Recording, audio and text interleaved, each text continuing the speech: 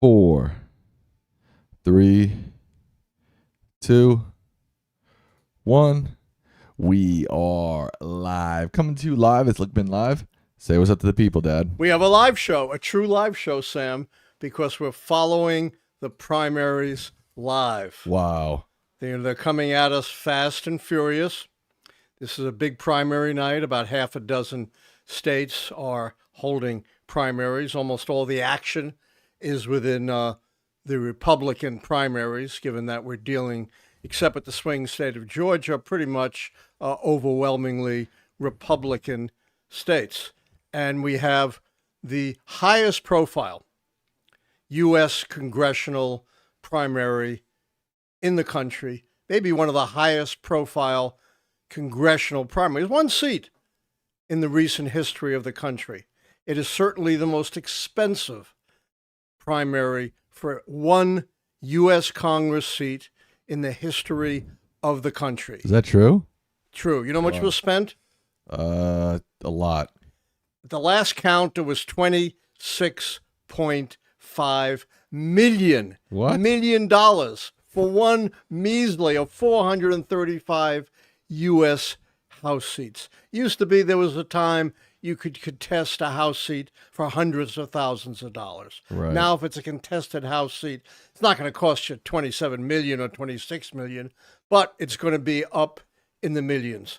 This is one of the worst developments that we've possibly seen in recent American politics. Really? The domination of big money. And really big money. And a lot of it dark money. You don't even know where it's coming from. Yikes. You know, Congress has tried time and again to pass campaign finance laws to rein in big money, going all the way back to the Watergate era of the early 1970s. And it all has flopped. Every time they try, it gets worse and worse. And like so many other ills in our society, you can point a finger at the U.S. Supreme Court. Really? Going all the way back to Buckley v. Valeo in the 1970s, they've done two things. What? One, equated spending money with speech. So if you're a billionaire, you can spend all you want, and it's protected by the First Amendment, and then counting corporations as though they were people, so they can engage in unlimited spending without any kind of curbs. And of course, depending on the kind of organization you're with, the money doesn't have to be disclosed. It's dark money. You don't even know where it's coming from. I've been all over the world. I've been to, close to 50 different countries. And people always say to me, you're so lucky you live in the United States. You don't have the kind of corruption from wealthy interests that we have here. And my answer is, yes, we do. The difference is, for the most part, it's perfectly legal corruption. Oh. But with the advent of Trump, and we're going to talk about this tonight, right, Sam? Mm-hmm. We've moved into the realm of what I consider to be illegal, unconstitutional, blatant corruption, the worst scam. I will say this, and I've studied American history from the founding to the present. Wow. I remember the Eisenhower administration. What? Believe it or not, though I didn't know him. Oh. The worst corruption in the history of the country. That's pretty bad. And like anything else with Trump, it's blatant, it's out front. He doesn't care. He dares you to hold him accountable. And of course, in over 50 years, he's never been held seriously accountable for anything. Okay, well, let's get into exactly what we're covering tonight. So there's quite a bit of primaries happening across the country, Dad. You're the expert. So we've got, I am? No, you are. Yeah, no, but you're the expert in putting it up and putting it on the screen. Yeah, that's putting on really the screen hard. and I tell you what. informing people what we have there. We have primaries in Georgia, PA, Oregon, Idaho, Alabama, and the one we're watching most closely in Kentucky, specifically Kentucky 4, which is where Thomas Massey is running. Where'd that go? I just had it. Maybe I have to click more races. Here it is, House District 4. So if you're not familiar, Thomas Thomas Massey has been going scorched earth with the Epstein files, which has pissed off Trump, which is weird because I thought that was a main MAGA platform was anti-Epstein, which we're going to disclose everything about Epstein, it's all right? turned upside down now. Now the guy who's going after Epstein is now Trump's number one target in Kentucky, the incumbent. Number one target anywhere, maybe. Not just in Kentucky. The incumbent, Thomas Massey, is going up against Ed Galrain, who is the Trump-backed candidate. This is the Trump versus Massey race here, folks. The polls closed 6 minutes ago. We still haven't gotten any results yet. We're estimating about 125,000 votes in this district. And Massey, according to the most recent polls and the prediction markets, is the underdog. You know, Trump still has enormous sway with Republican primary voters who are the most right-wing, the most MAGA of a MAGA party, the Republican Party. That doesn't mean he'll have any sway in the general election, Sam, right? Right. His approval rating is 21 points underwater. That's a good. record. That's not good at all. All-time, not the kind of record you want. Right. An all-time negative record for any president at this point in the term. You got to go back to Nixon in the midst of Watergate, or George Bush in the midst of the Great Recession of 2008 to find anything comparable to Donald Trump. He is a weight. He is a millstone. He is an albatross in a general election, but he still has sway in primary elections. And typical of, Trump outrageous statements, he's called Massey the worst U.S. congressman in the history of the country. I suppose worse than all of those Southern congressmen who seceded from the Union, joined the Confederacy, and fought for slavery. Surely, by criticizing Trump, you're way worse. MAGA loves the Confederacy. Are you kidding? Yeah, that's true. Way worse than all those congressmen convicted, right, of bribery and corruption, of sexual assault. Trump loves all. He loves bribery, all that. He loves corruption. He loves all that, of course. But the only thing he doesn't love is criticism. Criticism, yeah. To me, this race really sums up the fraudulent nature and the cult that MAGA is. For years, Epstein was a driving force in the MAGA movement. But as soon as it became real and Trump got nervous and he started to back out, now MAGA is anti-Massey, anti-anything that has to do with somebody pushing for Epstein stuff. If Trump says, let's attack Iran, MAGA's for it. If Trump says, let's not attack Iran, MAGA's for it. There's no real policy. It's all based on the cult leader. And I think this race, if Tommy Massey loses, which he very might well, I think sums up the cult of MAGA. There's no one more MAGA than Marjorie Taylor Greene, right? Right. And she got disillusioned because she thinks the movement has become a cult, that it's lost its way. Well, I don't know.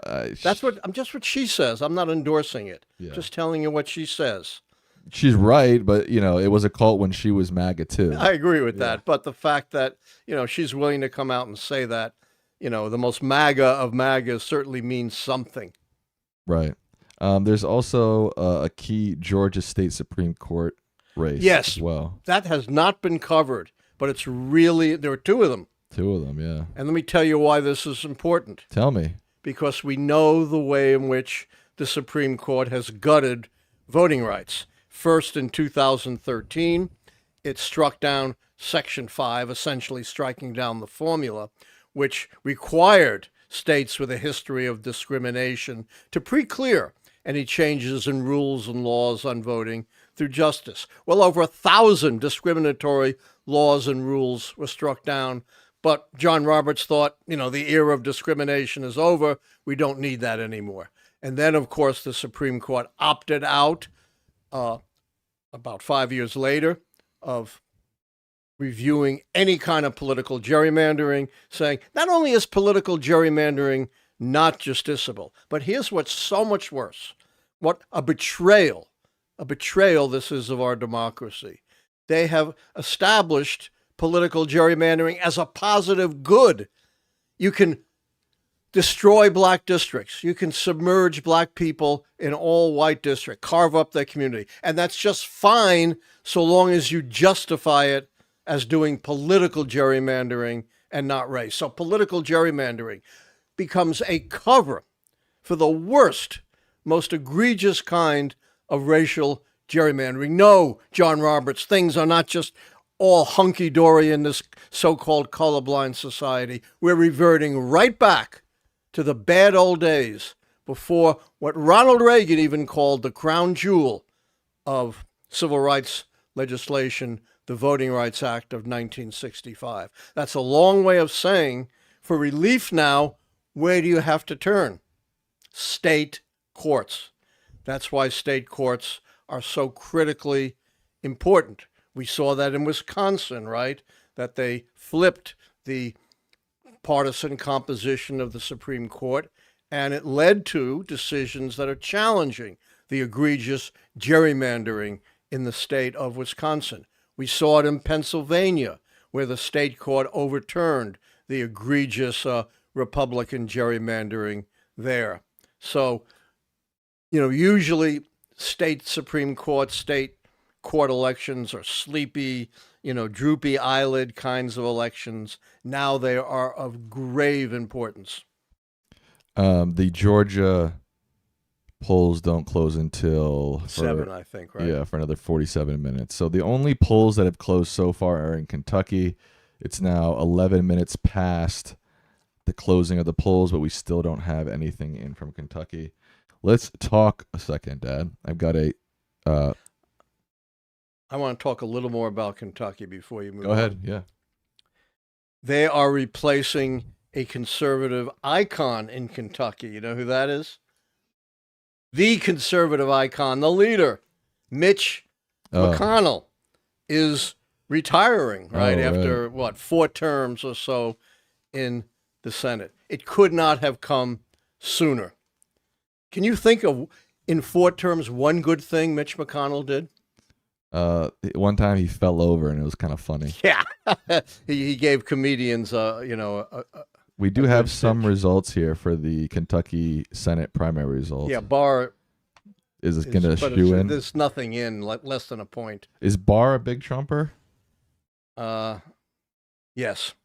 Okay. Who is he? I'm not sure who he is. Try to look. He's a congressperson. Oh, Amy McGrath is running again on the Dem side. Yes. Interesting. But Barr will win. He's got Trump's endorsement, and this isn't, one of those hot contests of a Trumper against an anti-Trumper, as far as I know. Let me finish about McConnell. Okay. I don't want to take our eyes off this. It's a big deal replacing McConnell, right? Right. He's been essentially, the leader or close to the leader for decades of the Republican Party, and has been, throughout his career, nothing more than an obstructionist, right? Pretty much. This was the guy who said, when Barack Obama was elected, we're not going to pass anything with Barack Obama's name on it. Everyone thinks Trump started that. No. Right. Mitch McConnell started that. And he pulled off one of the most egregious, most outrageous operations in the history of the country. You know what I'm talking about? The Supreme Court. The Supreme Court. Early in the election year of 2016, Antonin Scalia dies. Barack Obama appoints the eminently qualified Merrick Garland, maybe the best appellate judge in the country. What does McConnell do, Sam? Freezes him out. Won't even give him a hearing, much less a vote. Never seen anything like that before in the history of the country. That changed the whole course of American history in fundamental ways, Sam. Here's why. It changed it in 2 ways that have been monumental for the subsequent history of the country. And no one has really talked about it in these terms. Number one, it changed the composition of the Supreme Court, because instead of Garland, we got a right-winger, I think it was Kavanaugh, who took Garland's place, or Gorsuch. Either one, it doesn't matter. They're equally conservative. That flipped the Supreme Court from what would have been a narrow 5-4 conservative to a robust 6-3. Second thing it did, if Merrick Garland had been on the Supreme Court, would he have become Attorney General? No. No, and he was one of the... I love the guy. It's my old buddy. Great judge. Horrible Attorney General. Dithered and dilly-dallied and shilly-shallied for 22 months before appointing a special prosecutor to investigate Trump's crimes. That allowed the Supreme Court to delay everything until it was too late to go through with the very powerful indictments that Jack Smith had developed against Trump. If Garland had been on the court, he wouldn't be Attorney General, and maybe he would have gotten an Attorney General who wasn't afraid of his shadow, wasn't afraid of what Republicans might think, and who would have moved a year or two sooner.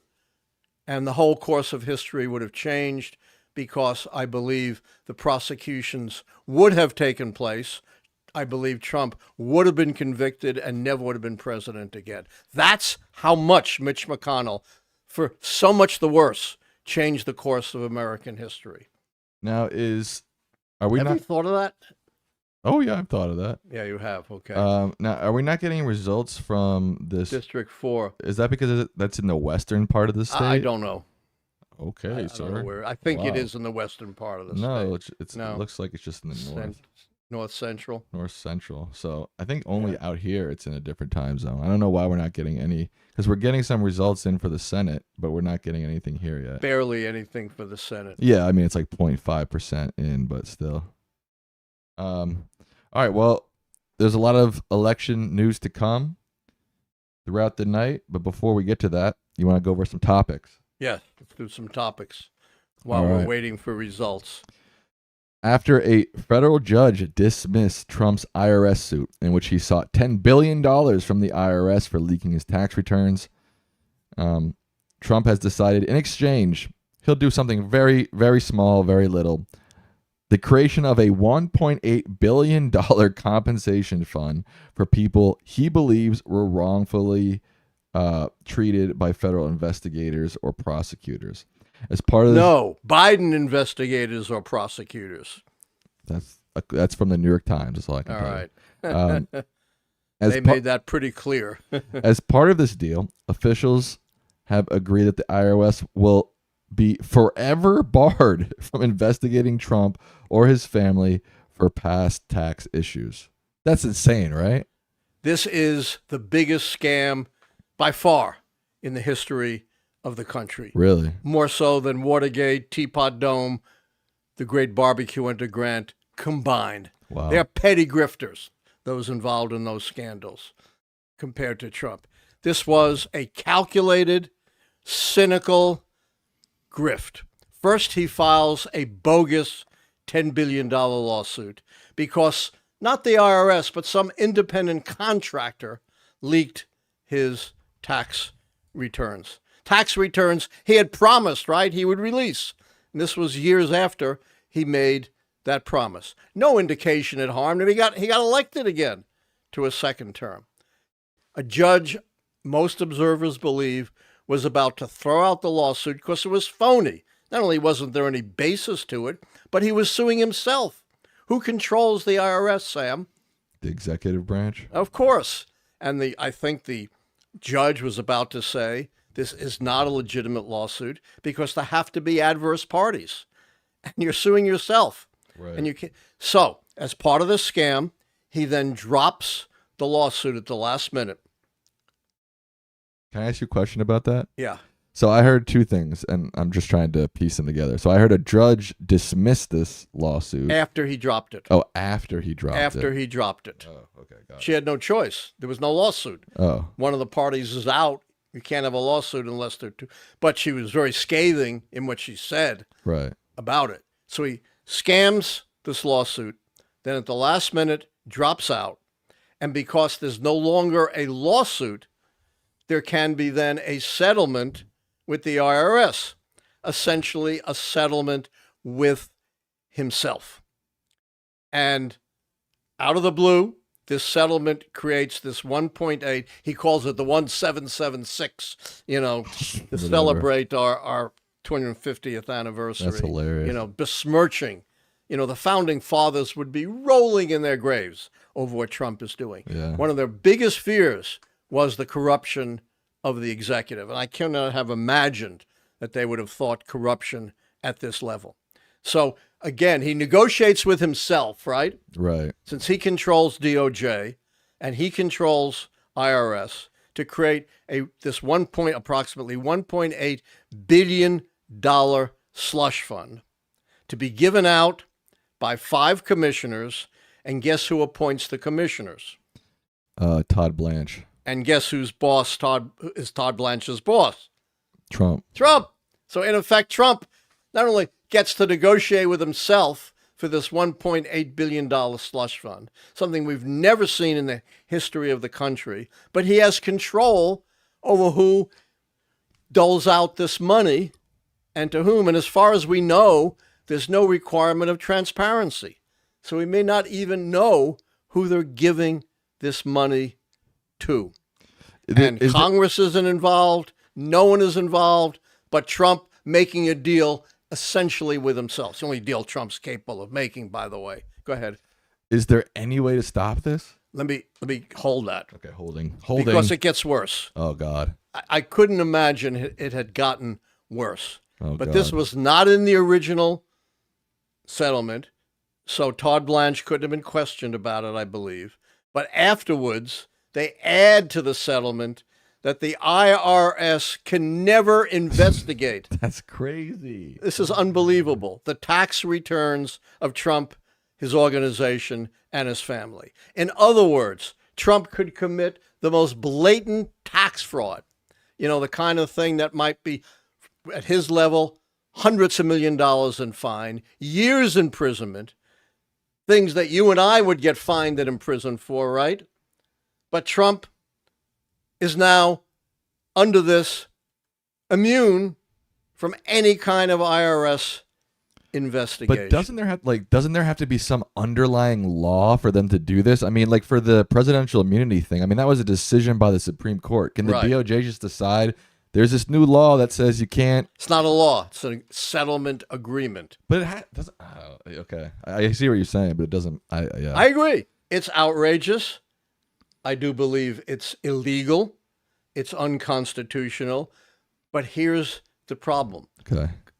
Congress could stand up and make this illegal. Yeah. Are the Republicans in Congress going to stand up to the law and the Constitution? God, what a bunch of... As opposed to Trump? They are the worst. Not. You know, Trump's the worst president we ever have, and this is the worst Congress we've ever had. Maybe that might be saying too much, but certainly among the worst Congresses. Worst president. President's just a grifter. We've never seen anything like that. You know, so basically they figured out how to finagle all the gray area to get this done, essentially. Basically. Yes, exactly. Yeah. And it was all planned. This wasn't spontaneous. Right. Now, how do you stop it? Yeah. An act of Congress could stop it.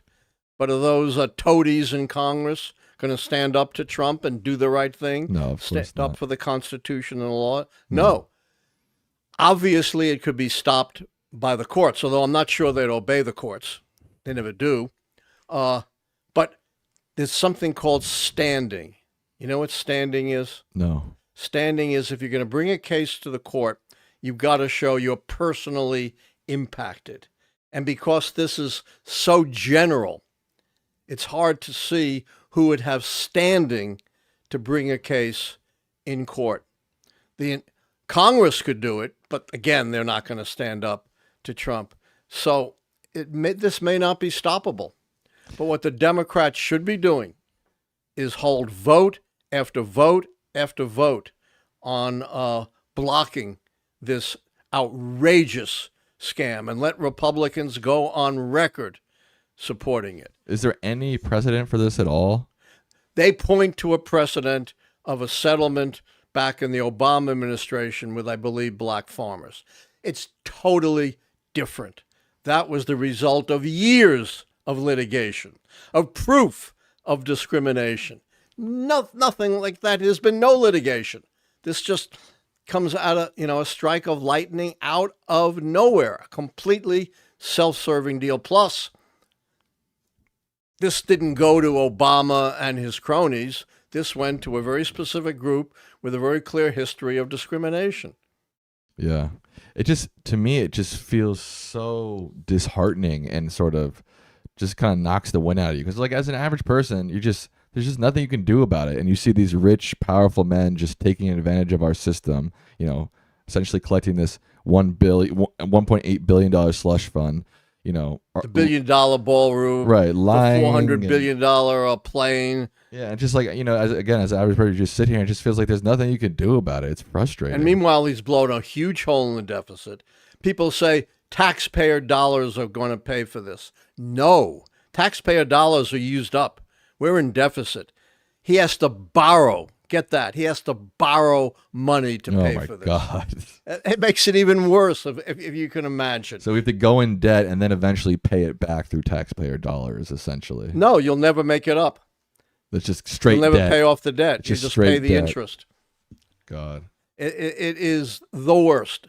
Just when I think Trump, every time, how many times you heard me say this? Just when I think Trump could not possibly go any lower, he manages.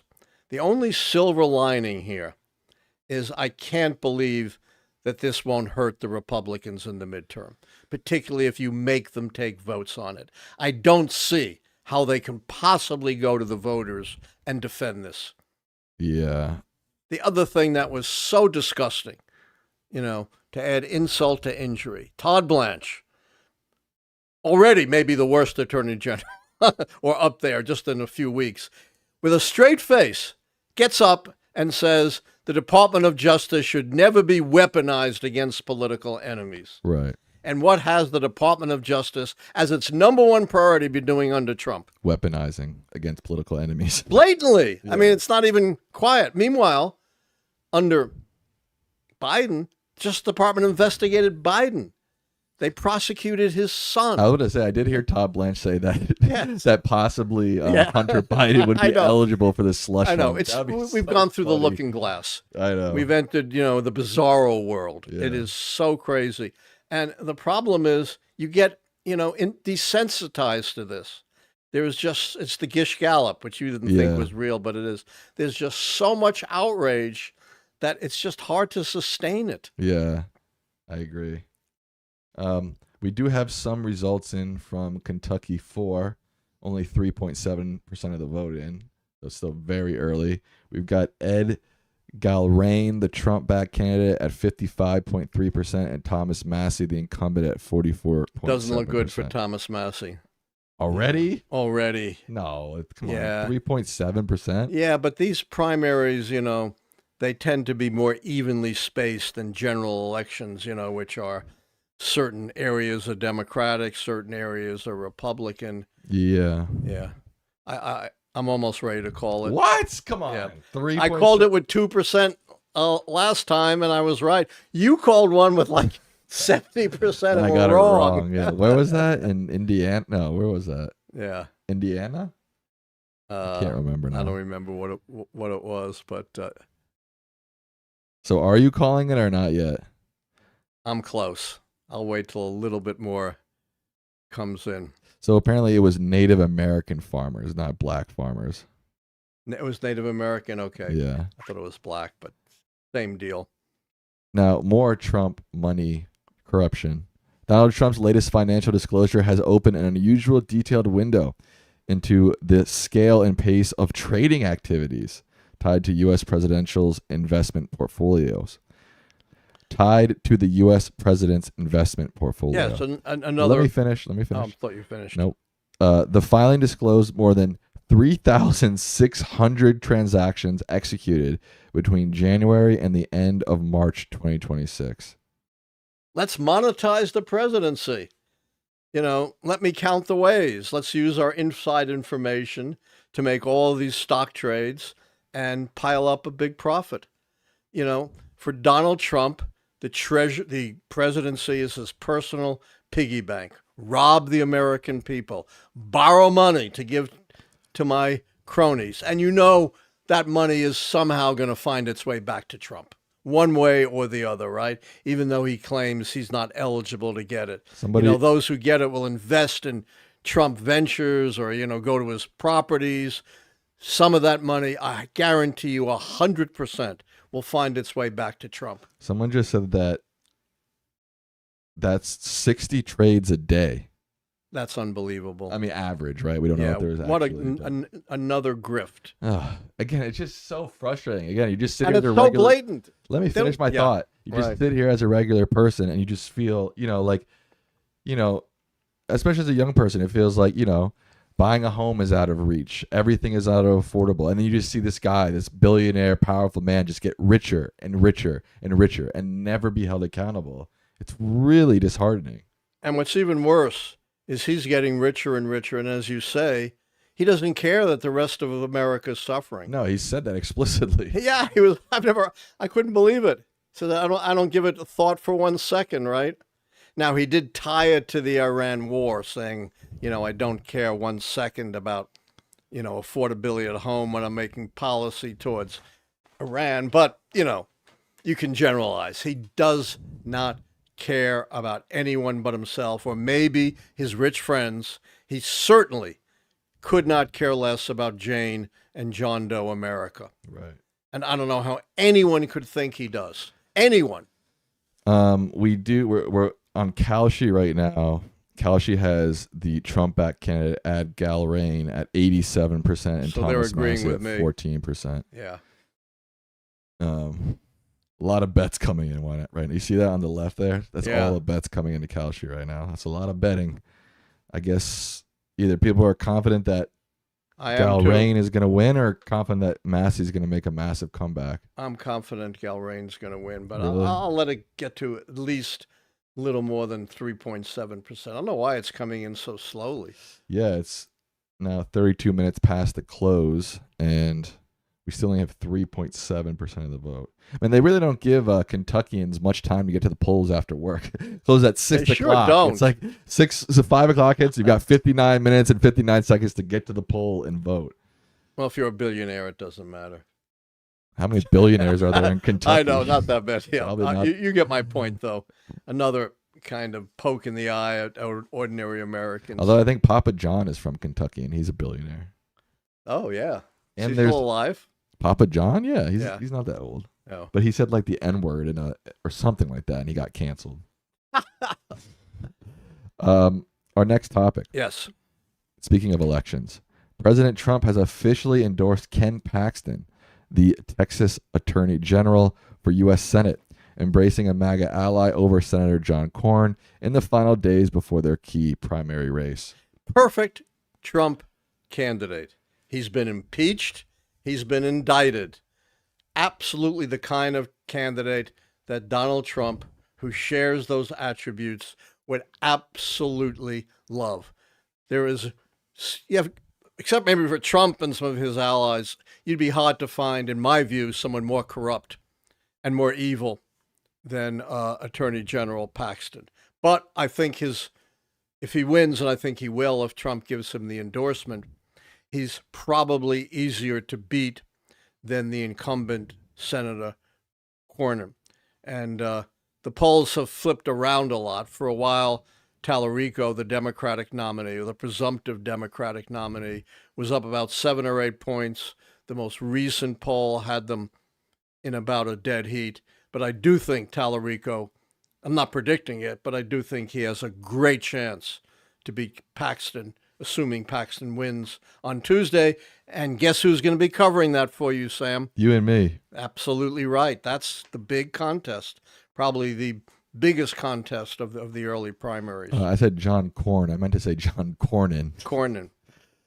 Not John Cornyn. Right. This is breaking news from the New York Times. Senate votes to take up measure to force Trump to end Iran war. That's not going to pass, is it? I don't know. It might. It might get a majority. Murkowski flipped. I think Rand Paul's against it. Maybe Susan Collins. That would mean they just need one more, at Interesting. least to get a majority.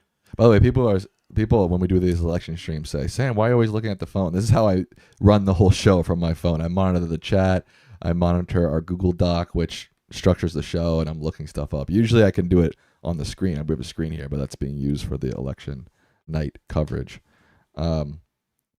John says, saw a Ken Paxton ad on TV. It goes after Muslims and attacks Somalis, even after these shootings in California. If you don't know, there was a shooting in San Diego at a Yeah, mosque yesterday. just the other day. Yeah, I Think it was mean, yesterday. they have no shame. They have no compassion. They believe empathy is a bad thing. Right. A they've horrible stated that. secular development of corrupt society. They don't care. How is empathy secular? I don't know even get they that. don't care, and the only thing they have going for them, the only reason they're not at 10% is the point I made. There have always been these two strains throughout American history. It wasn't that long ago we had slavery and Jim Crow. Jim Crow didn't even begin to crumble until well within my lifetime, until the mid 1960s. There's this one strain that's tolerant and open and empathetic. There's this other strain that's intolerant, dark, a racist, misogynist. That's all they have going for them is they appeal, and it's a pretty substantial chunk of the American people. That's all they have going for them. They're not helping us with the economy. They have a disastrous foreign policy. People hate ICE. Look at every issue, and they're way underwater. So they're not winning on the issues. Their supporters are not, rallying behind them because of their issues. They're rallying behind them because they pander to this notion that America is, at core, a white, male-dominated Christian nation, and all of these, feminists and Black and Hispanic and Native American activists are undermining the core of America. Still only 3.7. Only 3. Yep, you said it. Do you want to make? We had a YouTube short, TikTok, whatever you want to call it, a short on this topic. But do you want to expand upon the Trump China visit at all? Yeah, I do. Not everyone, necessarily followed our short. What a disaster. Here is Trump being played once again by one of the worst, bloodiest dictators. I mean, what Xi and his government have done to I'm not sure how to pronounce it. Is it Uyghurs? Yeah. Uyghurs? Uyghurs. It's a human tragedy, putting them in these concentration camps. I think by the millions. One of the great human tragedies of recent times. And Trump, talks about him like he is some. Well, Trump would do the same thing with Latinos in America. If he could. He's trying. He's basically trying to. Yes. He just loves the dictators. He wants to be one of them. That alone was horrific. Absolutely gut-wrenching to see an American president pandering to these dictators. And of course, he does it to all of them: Putin, Kim Jong-un, Xi of China. And then what does Trump get out of this trip, Sam? Nothing. And Xi gets everything he wanted. I mean, Trump waffling on Taiwan. Yeah, he's basically reversed decades of Taiwan, East Asia policy in a matter of a visit. Set in part by the conservative icon Ronald Reagan, who laid down our, unwavering, unshakable commitment to Taiwan, which stood until Trump showed up. And what does he get in return for that? Nothing. Absolutely nothing. There must, what we always say, follow the money. That's why he likes Xi in China. Because they did talk about, Xi making some kind of investment. Yeah. No doubt, if Xi pumps money into the United States, Trump's going to get a chunk of it. Oh, yeah. No doubt. I'm looking this up right now. As of April 2024, the Uyghur Human Rights Project estimates that China has imprisoned 449,000 Uyghurs, about 1 in 17. Wow.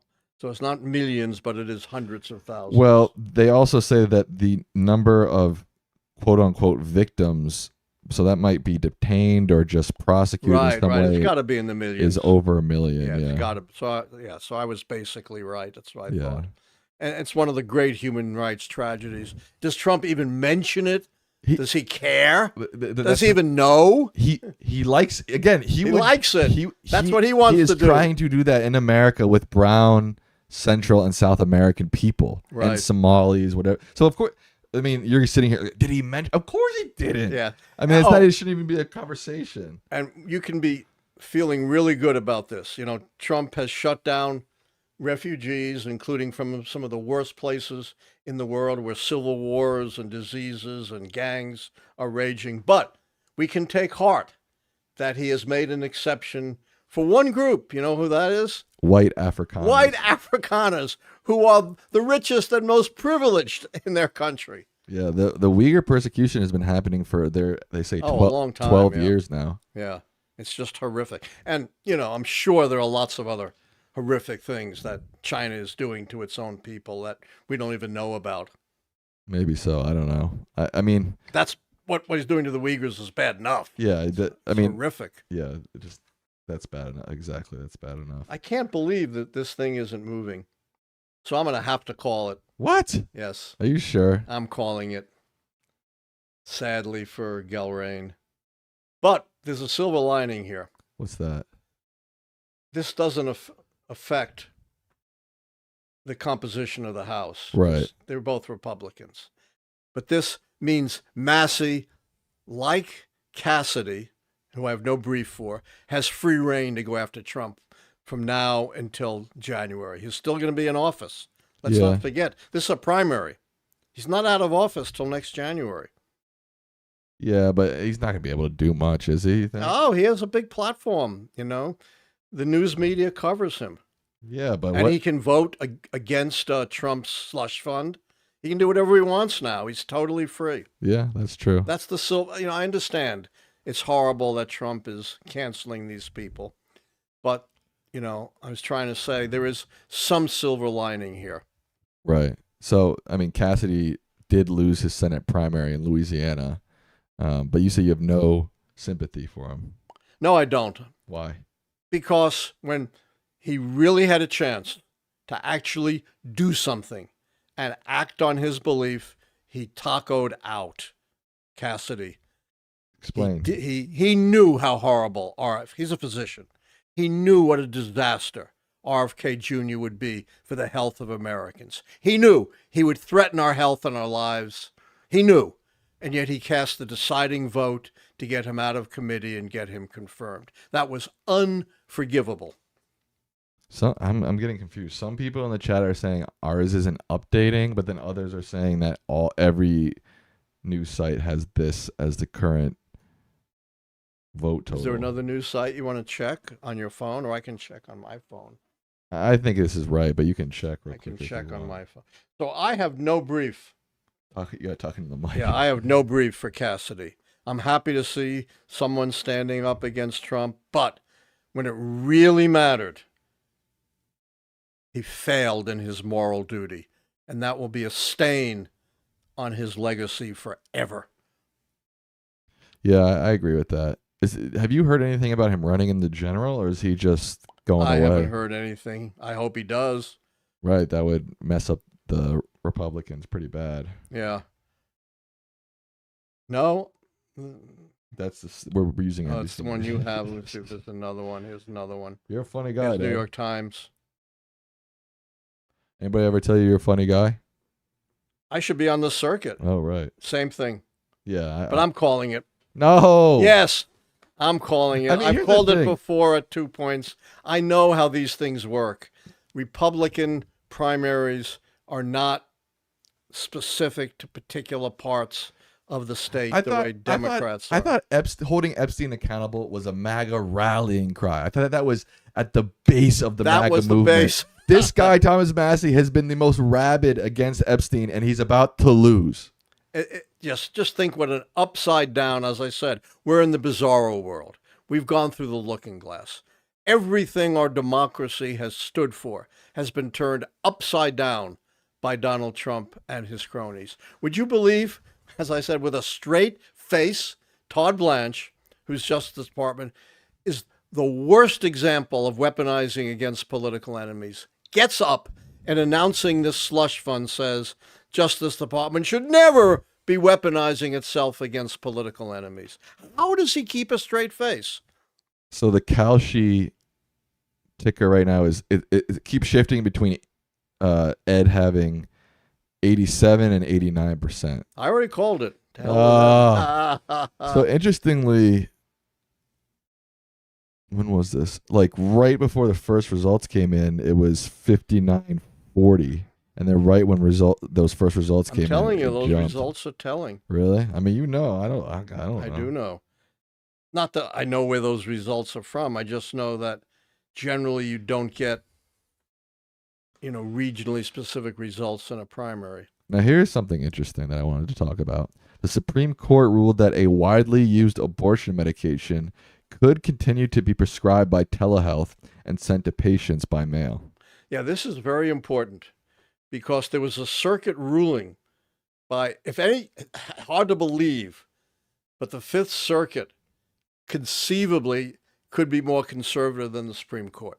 I know that's hard to believe, but that's possible. And they made a ruling against telehealth and mail distribution, and Supreme Court has let it continue with additional litigation in the lower court. So it's not a dead issue yet, but it probably is. I don't think the Supreme Court is willing to go quite that far. We have now, I think this was approved in 2000. There's 25 years of studies proving how safe it is, and far safer than having an unwanted pregnancy. Far safer. Far safer. Yeah, So it's quack science as always against real science. there's been $11 million bet on this race on Kalshi That's alone. a lot of money. Not as much as the campaign costs, though. True, but that is still a lot of money. He wants his soda. So we're getting close to Georgia, right? Georgia. Yeah, the polls close in Georgia at 8 or 7 Eastern, so that's in 12 minutes about. So I'm guessing Miracle Rankin is the progressive and Charles Bethel is the conservative. I would think so, yes, absolutely. And same thing there. The incumbent Sarah Warren is the conservative and Jen Jordan is so the progressive. Yeah, they're challenging the right-wing composition of the Georgia Supreme Court. Georgia. Let me tell you how important this is. I think I pointed to Pennsylvania as an example, Michigan. A counterexample is in North Carolina. North Carolina, another egregious gerrymander, a racial gerrymander, in fact, that was overturned by the Supreme Court. Then the Supreme Court flipped from a essentially Democratic to Republican or progressive to conservative, and they overturned the previous decision and let the egregious gerrymander take place. That's how important these state Supreme Court elections are.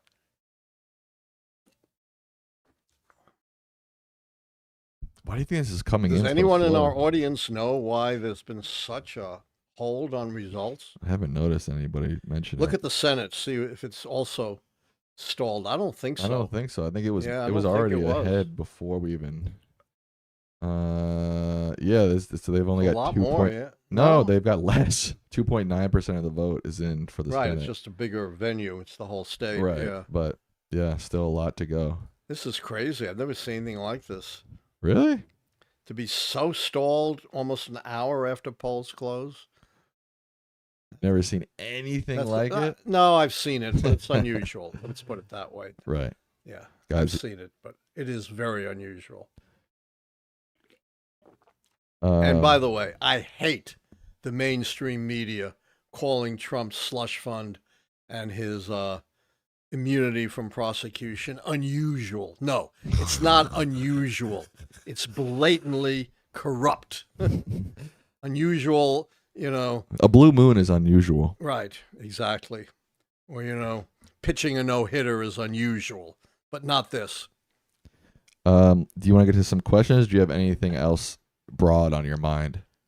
I just want to again reiterate, whatever Trump is selling, those who, match this other side of America still support him. But those who are not in the grip of that firmly oppose him. He's down to minus 21 points in overall approval underwater. And it looks even worse when you look at strong approval. He's, very minimal. I think he's in the 20s on strong approval. He's underwater on every issue. and 30 points or more underwater on the economy, inflation, and the Iran war. Whatever he's selling, most of the American people aren't buying it. What pierces me to the heart, though, is this was all obvious, Sam. Yeah. None of this is a surprise. No. You know, we talked about it ad nauseum on this show. How Right. anyone could have seen this would have turned out any differently, I can't fathom. Neither can I, Dad.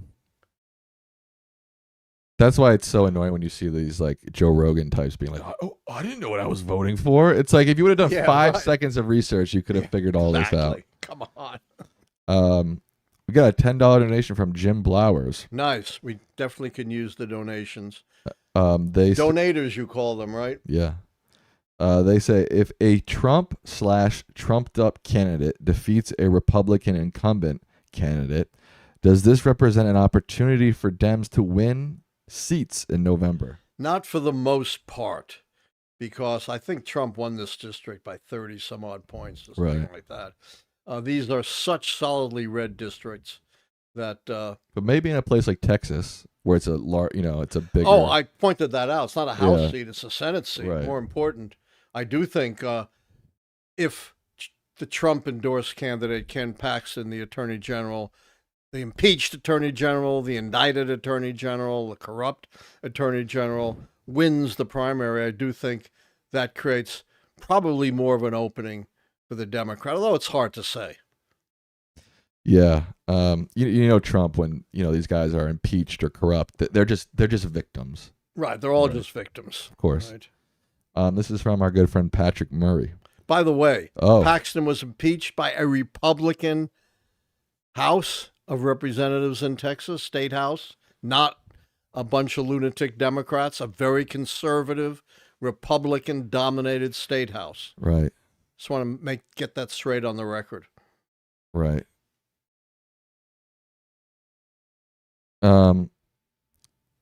This live election bot says election denier Ivan. Why can't I scroll down? Okay.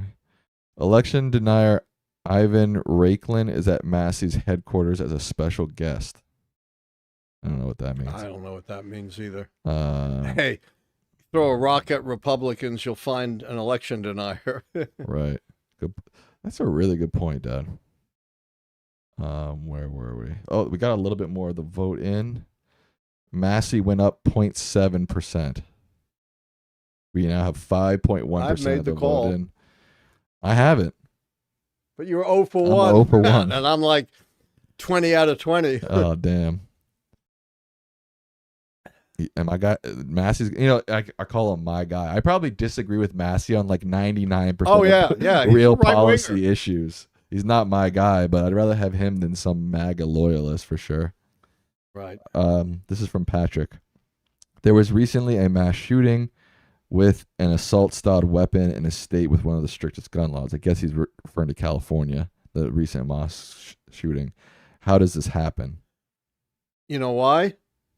Guns cross state lines. I did a study on this. And if you look at the strong gun control states, a very substantial percentage, I don't remember the exact number anymore. It's in my book, Repeal the Second Amendment, The Case for a Safer America. A very substantial percentage of guns used in crimes come from out-of-state, loose states with loose gun law states. So that's why you need national legislation, because obviously state borders are very porous. Right. This was from a donation from Brendan Peters. They say, thanks for everything you do. I don't think we can draw many conclusions from the Massey Galrain race on the general election, right? Because it's a super red district. Do you think Tallarico benefits from Trump's endorsement of Paxton? I think we said yes. I think right? yes, but again, it's close. It's marginal. Right.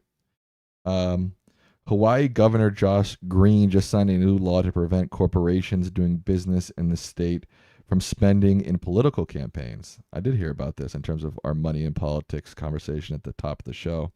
As a workaround to Citizens United. Other states are considering doing this something similar, including Montana, where it might be on the ballot in November. Do you think more states should try and get big money out of politics on the state Anything level? that controls big money, although I'm not optimistic. I doubt if this would apply to federal elections, for example. Probably would Hmm. only apply to state elections if it's a state law. It says from I'm not spending. familiar with the law, but I don't see, again, I'm not a lawyer, but I think it would be very difficult for states to control federal elections. Okay, interesting. This is And, the problem is every time a law is passed, and God knows we've had quite a few, the big money finds a way around it. It's the new golden rule, Sam. You're familiar with that, right? mm-mm. Whoever has the gold rules. Oh. This is from member Robs. They say, "Hi, Professor Lichtman. I have exciting news to share. From my history of communications class this spring in college, I wrote a term research paper on the perceived and actual impact of TV's role in the 1960 presidential debates. I got an A plus on All the right. paper. That's awesome. Congratulations. That's Um, awesome. This is a $5 donation from Open the Straight, you crazy bastards. They say, was it a mistake for Dems to block Clinton's removal? Had Gore become POTUS in 98, the scandal and incumbency keys would have favored him later in 2000. I agree. That's an interesting I question. mean, I don't like to speculate on counterfactuals, but remember, I was the strongest voice in saying the Democrats, if they bounce Biden, he needs to step aside and have Harris become president to secure that key. I do remember you saying that. Everyone forgets that because all they remember is, the prediction. Thank you to Lori Sesnick for becoming a member. We appreciate that. Thank you. This is from Orange Pill Nurse. $5 donation. Is Trump's slush fund, along with no IRS audits / legal challenges for him, his family, and the companies, worse and more criminal than Watergate? I think you answered Way that. more You criminal said, than yeah. Watergate. Nixon didn't blatantly try anything that bad. I mean, he did. And Nixon had the good taste to try to cover it up. Trump does it right out in front. I think the MAGA playbook is just, It's way there's no worse. point of covering up. Just do it. Yeah, just do it. No one's going to hold us accountable. We don't care. This is from John. Massey's criticism of Trump won't make a difference. Let me add one thing to that. They may also be thinking, let's do it now. We control everything now. Right. Supreme Court, presidency, Senate, House. That may not be true in a few months after the midterms. So let's get all the grift done as best we can right now. This is from John. Massey's criticism of Trump won't make a difference. Guy could create dogfighting rings on the White House lawn, and 40% of this country, sadly, would still support him. It's now gone below 40%.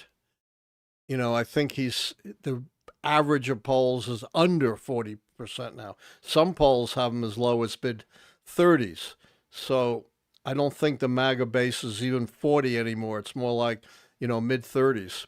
And I agree, there probably is a hardcore there that no matter what he did, as he said, I could shoot someone on Fifth Avenue and it wouldn't make a difference. Right, it's a cult. That's the thing. He can literally say policy A, then say, actually, I've changed to policy B, and MAGA will literally parrot both of those sides, even if they completely contradict each other. But MAGA isn't as big as we think it is. It's not 40%.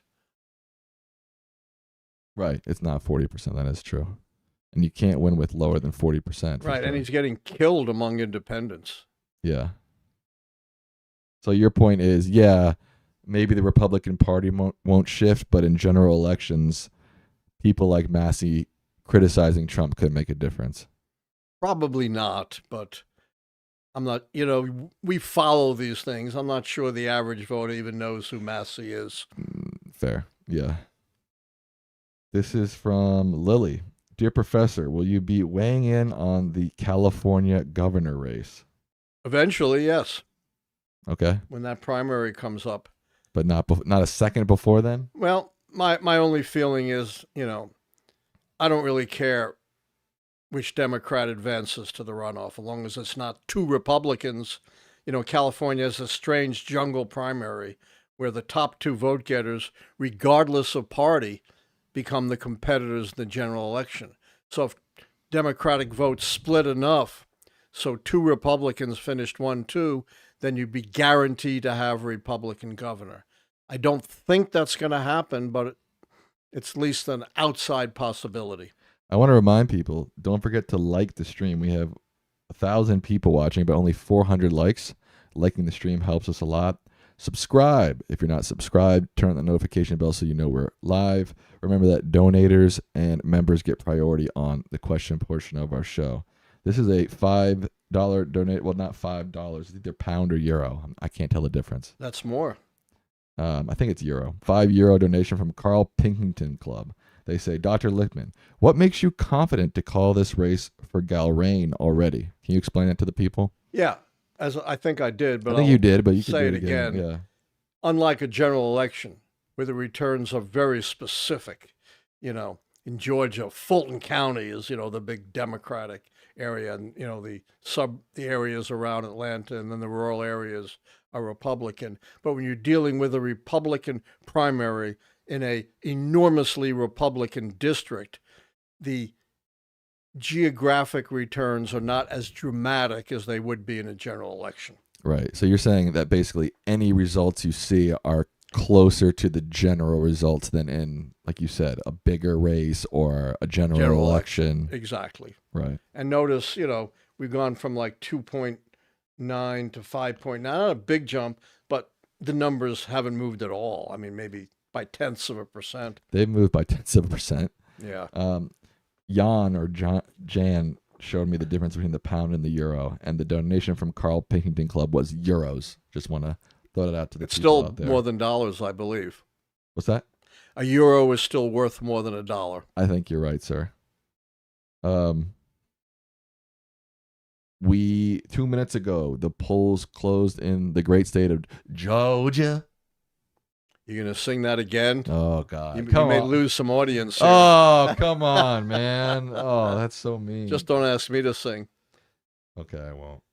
Even in elementary school, back, during the dark ages, I was a designated listener. Right. Even though I didn't hear that well even then. We have 0 votes in Georgia.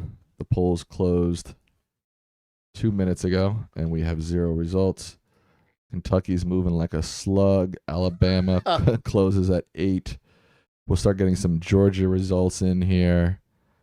Kentucky is now officially closed across the state. They did project a winner, though. Where? Oh, in the Kentucky Senate. Yeah.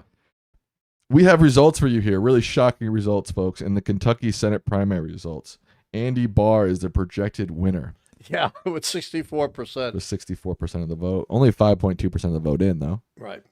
And there have been no surprises so far. It is too early to call on the Dem side. Too early to call. I just said that. I was just reiterating. Oh, okay. Amy McGrath is ahead 44.1% to Charles Booker's 37.3%. The next person is not even really in the race. They only have 840 votes. That's not a lot. That's not a lot.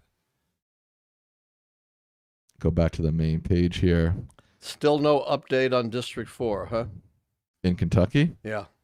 Still at 5.9. We're still at, but I called it, so it doesn't matter. We're now at 6.8.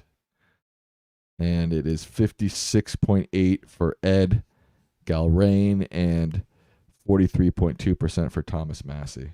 I'm telling you, I'm going to be right. You're saying it's over. Even what did I call it at 5% or something? I think you called it at 5%. Yeah. Let's see what the Kalshi market has it as. 91%. Ah, they must be listening to us. They must be. Think how much money you would have made in my 20 calls, all of which were right, if you had bet on every one of those calls. Well, when you made the call, he was at like 89, 87%. True. You wouldn't have made much money. But if you did it 20 times, you would. So you're saying Massey's out of here. He's out, which is not a surprise. Right. Alabama closes at 8. Pennsylvania closes at 8. And then obviously Oregon and Idaho are out on the West Coast. Is Idaho's Pacific time or Western Mountain time? I think it's Western Mountain time, but I'm not positive. Either way, they're not going to be closed for a while probably. Right. And they're both, Oregon's pretty blue and Idaho's pretty red, so I don't think you're going to get much of many surprises out there. What do you think, Dad? Probably not. Probably not, or definitely not? Well, I don't want. I'm not an expert in Idaho politics. What? You're not? But I do know it's blood red, so no, there won't be surprises. There may be internal issues within the Republican Party, but, we don't really care about that much. Still no votes in for Georgia. Now, Pennsylvania is interesting. Pennsylvania? Yeah. Okay, tell me why. They're saying that it could decide the future direction of the Democratic primary. They're looking at the 7th Congressional District, one of the most competitive in the country. 1 percentage point separated the Democrat from the Republican. So that's a real target for Democrats. It's another one of those that's drawn national attention and a lot of money. And the issue, again, between the more progressive and the more insider Democrat. So this is Pennsylvania 7, you said? Pennsylvania 7. Okay, so we've got incumbent. We should be watching Pennsylvania 7. Okay, well, that doesn't close for another 52 minutes. Right. We've got incumbent Ryan McKenzie on the Republican side, and then we've got a whole bunch of candidates. One, two, well, not a whole bunch, but a good amount. What are you looking at? This is Pennsylvania 7. You sure? It's not what I have here. Pennsylvania House District 7 primary. Congressional. Oh, not congressional. House. Congressional. Oh, District my God. 7. Those are hard to find. We don't need it yet. Okay.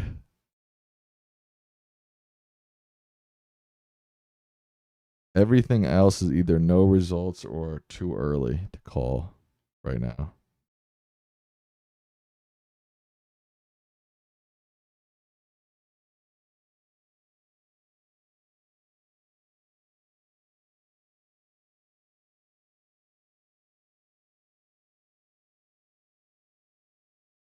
So you don't even think we should follow Kentucky 4 anymore? We can. No, I think we should. Oh, 13% of the vote is now in. It's 57 for Ed Galrain and 43 for Thomas Massey. Yep. I think it's... All right, now I'm calling it.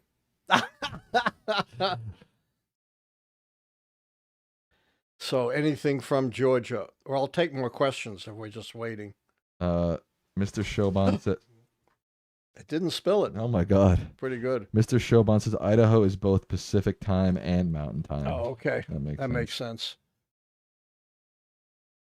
Nice to have such an educated audience. Let's see what we can't be experts in every single state. Kalshi now says Ed Galrain is at 97% chance to win. Yeah, I called him like half an hour ago, so who cares? I care. I'm just interested. Yeah. I like to see how it's changing over time. As we so now it's 13%, and he's picking up his lead. Right. Just as I expected. This is a $5 donation from Brendan Peters. They say, what makes you confident we're going to have free and fair midterm elections? Trump and the Epstein class will do anything to stay in power. Whoever said I was confident? I'm worried. I've said many times that I agree with that they will do everything in their power to steal and rig this election.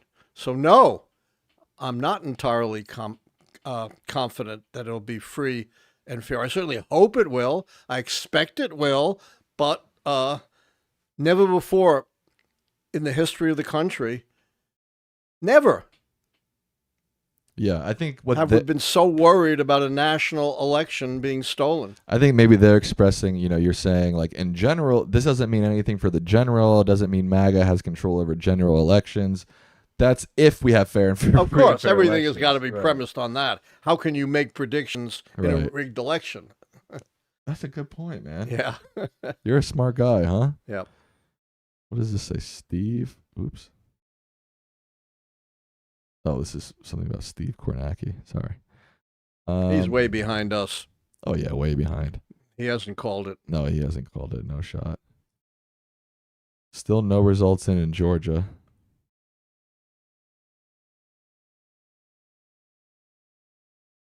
Latest updates we have our polls close in Georgia. Andy Barr wins. Kentucky voters express independence in critical House race. What does that mean? I wasn't listening. Oh. What'd you say? Never mind. It's not important. Why aren't you listening? You're supposed to be listening. Aren't you the guy? Aren't you the guy here in charge? Hey, I'm normally listening, but Oh, okay. I'll give you one I didn't pass. think there was anything important happening. There's not. We're still waiting on most of the results in Georgia. We got nothing in Georgia, right? We got nothing in Georgia. So we're going to keep an eye on something that has not been prominent in the news and you may not have paid any attention to. And what is that, Sam, in Georgia? The state Supreme Court. State Supreme Court. You know, as I said, usually sleepy time elections, but elections of paramount importance in this era of federal conservative jurisprudence. So what does that mean, sleepy time elections? Means no one paid any attention to them. They're low profile, low money. Right. Why do you think so much money was pumped into this Massey race? Because like you said, at the end of the day, it's still a red vote for the most part. Maybe on like a few things. Trump's influence is his rich buddies. They don't want to see Trump get a black eye if Massey wins. And you're saying he's going to lose? I already called it. Called it a half hour ago. Where'd it go? Oh.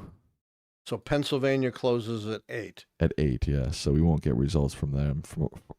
We won't get results from there for a while. And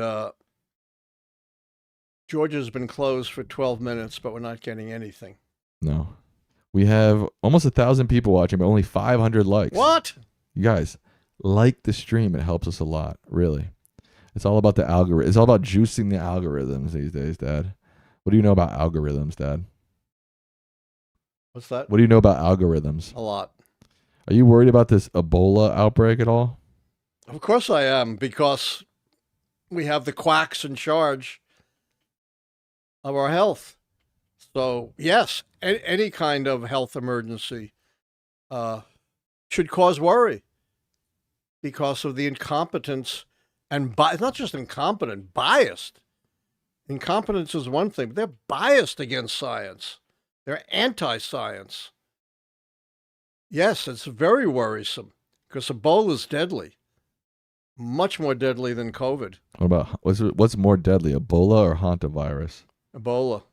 I Really? believe, again, you know, I'm not a physician or a medical professional, so I'm just giving you a layperson's opinion. But there are different strains of Ebola, which have different fatality. I think the worst strain of Ebola has close to 90%. So interesting. I don't think this strain is at 90%, though. Interesting what you were saying about Cassidy and Massey losing and then flipping harder on Trump. People are saying that the Senate bill aimed at ending the Iran war advanced because Cassidy flipped. It may get a majority support then.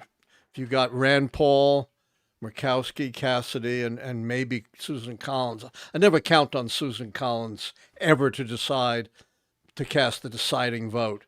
You know, she always casts a safe vote where it doesn't matter. Right. So we'll see. I just moved you and then you moved right back.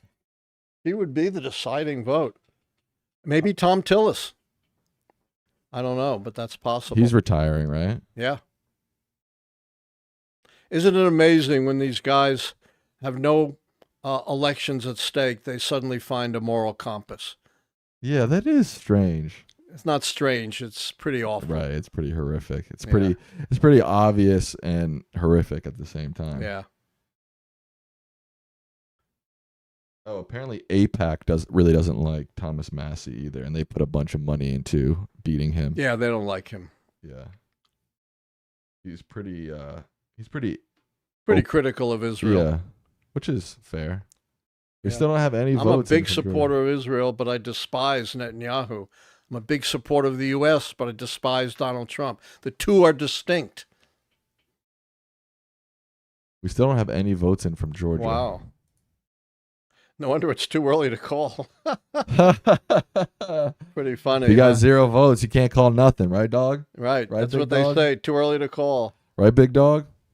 I mean, this is the Georgia Senate. So there's something in there. There is something in here. Collins is the big favorite. Okay, well, he's up pretty big. Yeah, but it's like there's like a 200 couple hundred votes votes. in. Oh, I didn't realize that. So they must just barely be getting votes in right now. yeah, Oh, yeah, this is the Ossoff race, right? yeah. So it'll probably... Ossoff is unopposed. I figured that since it says, and big yellow writing, projected winner, John right. Ossoff. And When you have no opposition, it's then- easy to call. And then it says, the race is uncontested. Yeah. Other than that, thanks for telling Other me. than that, it's a gutsy call. Yeah, gutsy call. Guys, I'm calling it now. John Ossoff's going to win. Wow, Sam. Wow. Going way out on a limb, huh? So Mike Collins in the Republican... I forgot. There's only like 200 votes in. Yeah, that doesn't... Yeah. I'm not sure it makes a difference which of these. The only one who's a bit independent of Trump is this Dooley guy. I think he's an ex-football coach or something. Derek Dooley. Oh, we just got a big jump. 2.6% of the vote in. Remember, this is going to go to runoff. Why? Because you have to get more than 50%. Yeah. Yeah. It's almost certain to go to runoff. Dooley's at 27%. Yeah, he could make the runoff, and that would be interesting. Huh. That would make the runoff a lot more interesting. Yeah, he's only a little bit behind. Just 300 votes behind. Let's see if we A got it. lot of votes to go. Okay, we are getting some votes in on the Supreme Court races in the great state of Georgia. 2.5% of the vote is in. The incumbent is up 56.5% to the challenger 43.5%. I can't tell anything. All depends where they're from. Okay. It's only a few percent. In this race, the incumbent conservative is at 64.7%. The challenger is at 35.3%. Yeah, but it's only 2.5% in. Right. So But we are it's probably not Atlanta. we are getting results in from Georgia now, Dad. About time, although not much, except the uncontested one. True. They called that. Pretty gutsy. You think you're funny, don't you? I do. Check. Yeah, there you go. Kentucky probably more votes in. Barely 14.4% of the vote is in. Ed Galrain's still way ahead. Yeah. But there's still 107,000 votes remaining. I called it. It doesn't matter, yeah. And like I Doesn't said, matter. Kyle, she has it at 98.1%. Well, remember I said 11 million has been wagered. It's already jumped in that time to $14.8 million. Wow. It's because of us. They're watching us and betting accordingly. What is that? This is the Kentucky 4 Democrat primary. Melissa Strange. Yeah, I don't know much about these candidates. They don't really have a chance, right? No. Yeah. I mean, crazy things can happen, but Yeah, but that would be really crazy. like, that would be insane. Insane. Okay.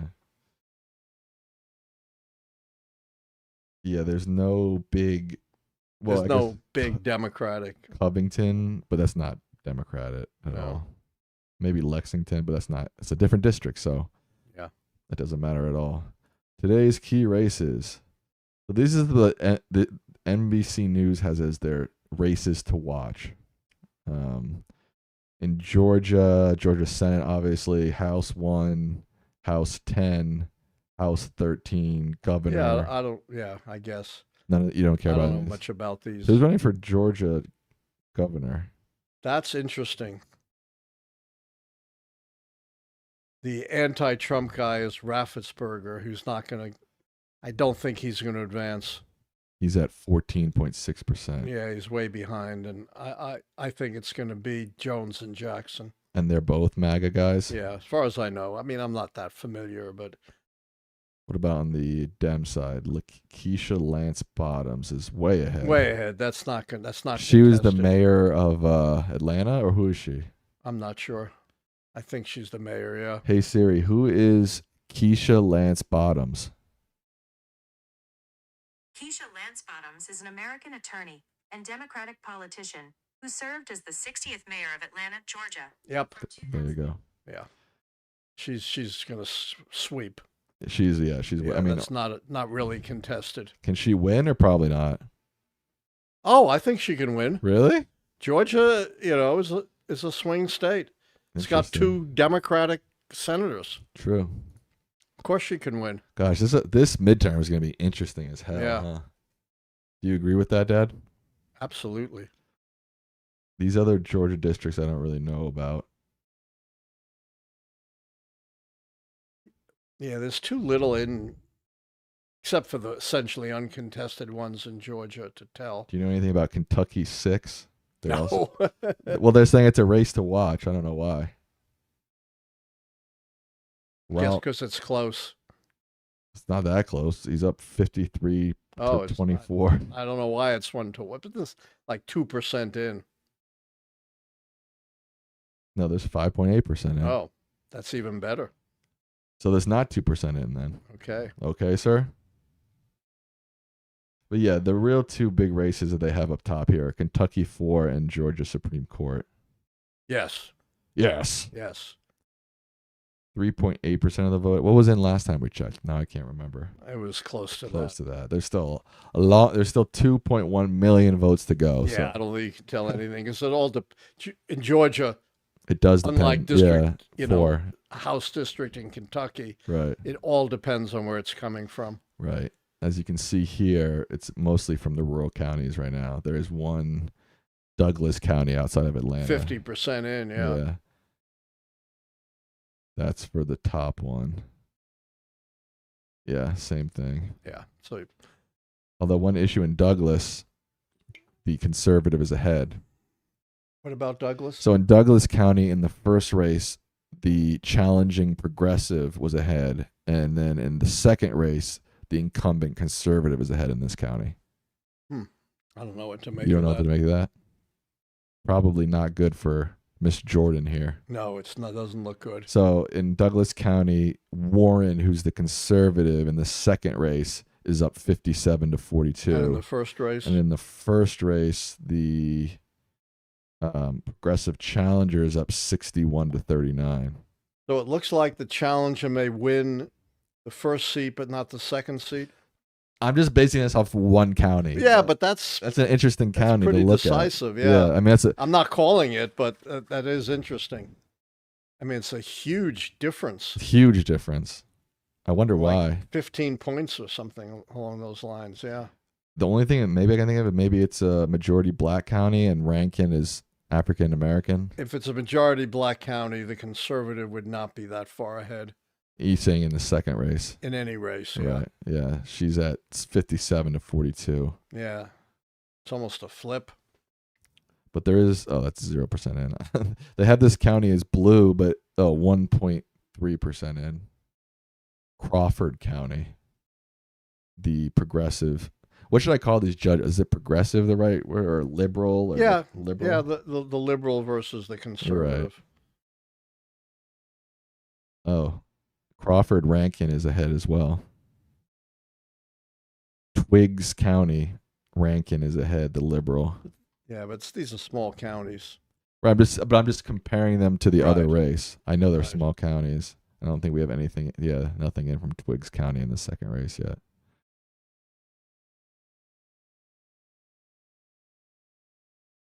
Good old Twiggs County.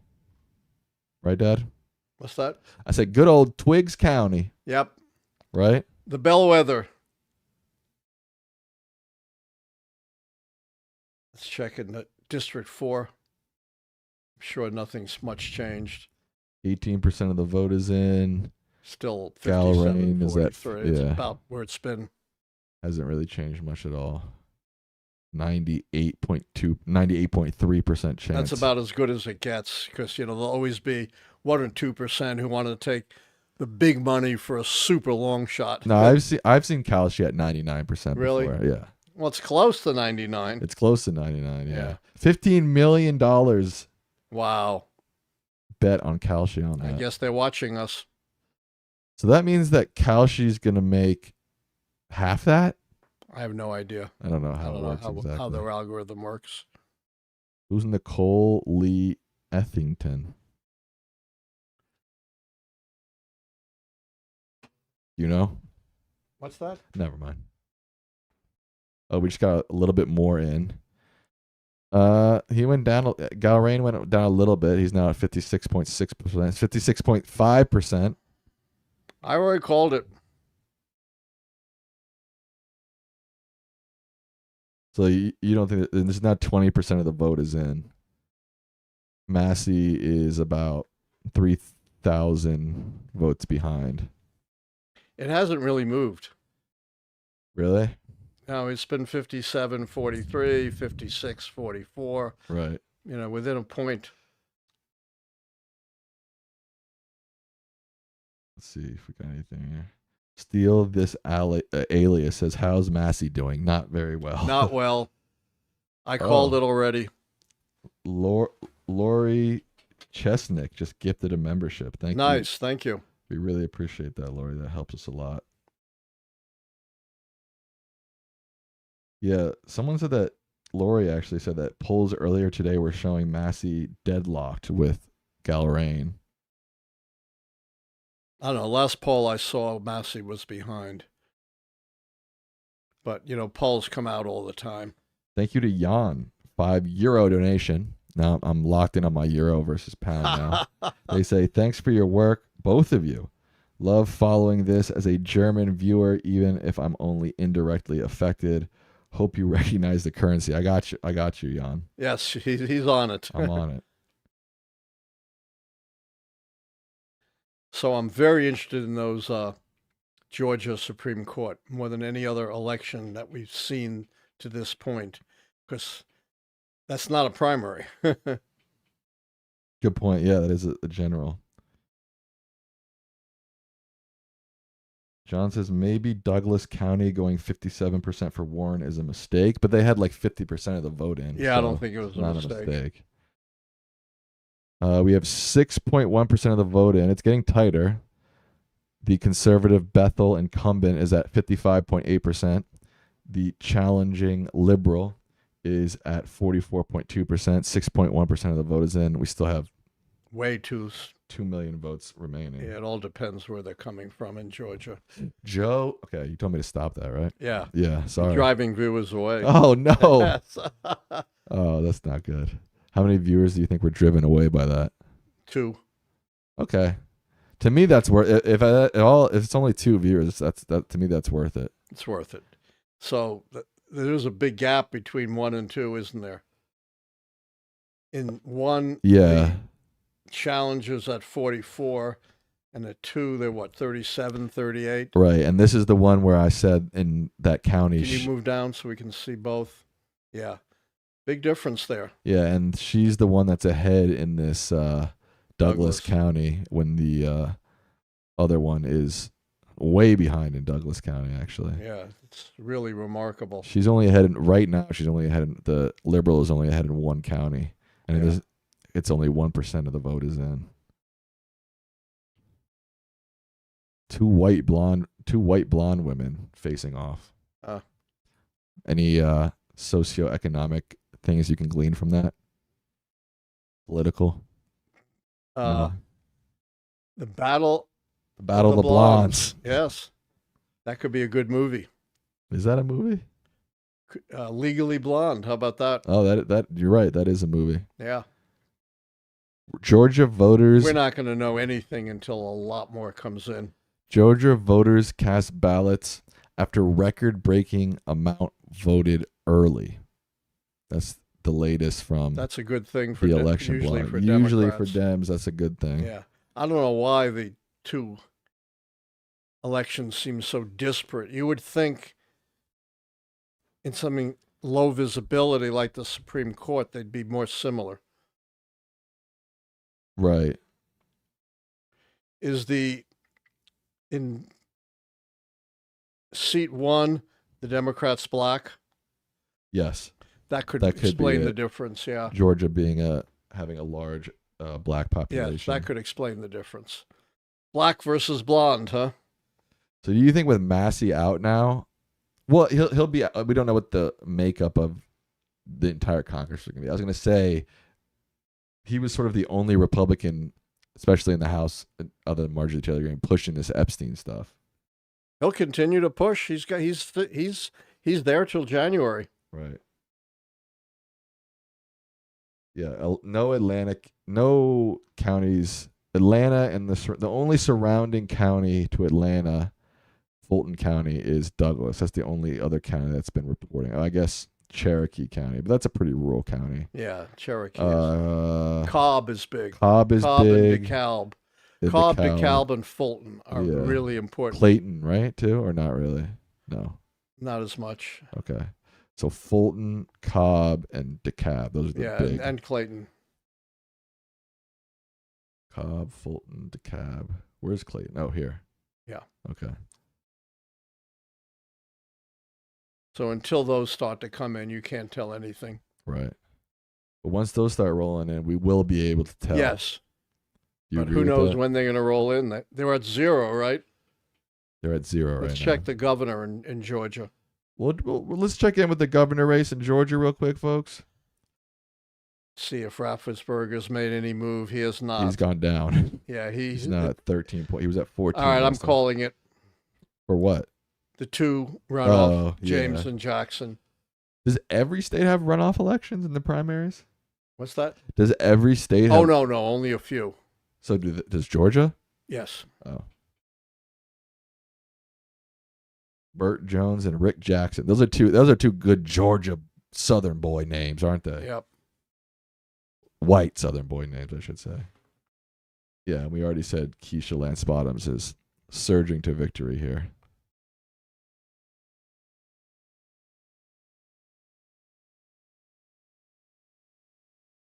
Let's go back to our key races here, folks.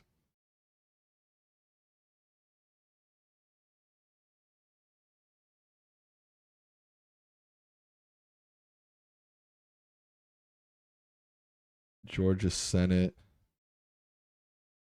Dooley is still fighting here. He's at 24%. Earl Carter's at 27%. Yeah, he's fighting. So Dooley he's you said what was he? He's just not MAGA? I think he was a former football coach. But he's just not MAGA, is that your point? Not as MAGA, not right? As more MAGA. Independent. More of an indie type of guy. He's a former football coach? I believe so. Oh, let me look it up. You're saying don't quote you on that, but possibly. Derek Dooley. Says football coach and attorney. I got that right, huh? Let's see. And he was a college football player. He most recently served as senior offensive analyst for the Alabama Crimson Tide. He was the head football coach at Louisiana Tech and University of Tennessee. That's a pretty big program. Yeah. He was the head coach there from 2010 to 2012. So he's got some recognition, from football. Mm-hmm. He's not out of it by any means. He was born in Athens, Georgia. He went to high school in Athens, Georgia. He went to undergrad at Virginia, and he got his law degree at University of Georgia. That's a pretty good resume. Yeah. Don't you think? Yeah, he's not out of it. So I did call the governors. He was endorsed by Brian Kemp. Dooley. Yeah. Yeah, the others don't count. What do you mean the others don't count? 3%, 0.9. Oh, yeah. You don't think this guy with 800 votes counts? Yeah. The only thing that's up for grabs there, is the second, doesn't matter if it's first or second, is one of the spots in the runoff between Carter and Dooley. Here's an interesting question for you based off of the mafia.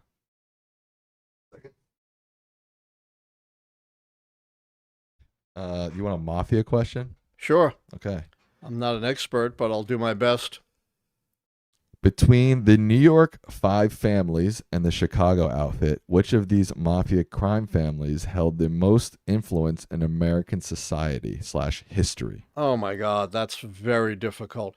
The Chicago mob, Sam Giancana and company, were very much involved with the government. They were part of this so-called Operation Mongoose, this crazy attempt to kill Fidel Castro with exploding starfish, supposedly poisoned milkshakes, etc.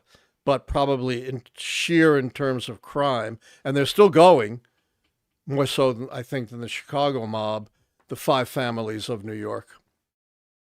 But again, I'm not the world's leading criminologist. You're not? No, That's but disappointing. I do know something about almost everything. Really? Not the opera. Don't ask me about the opera.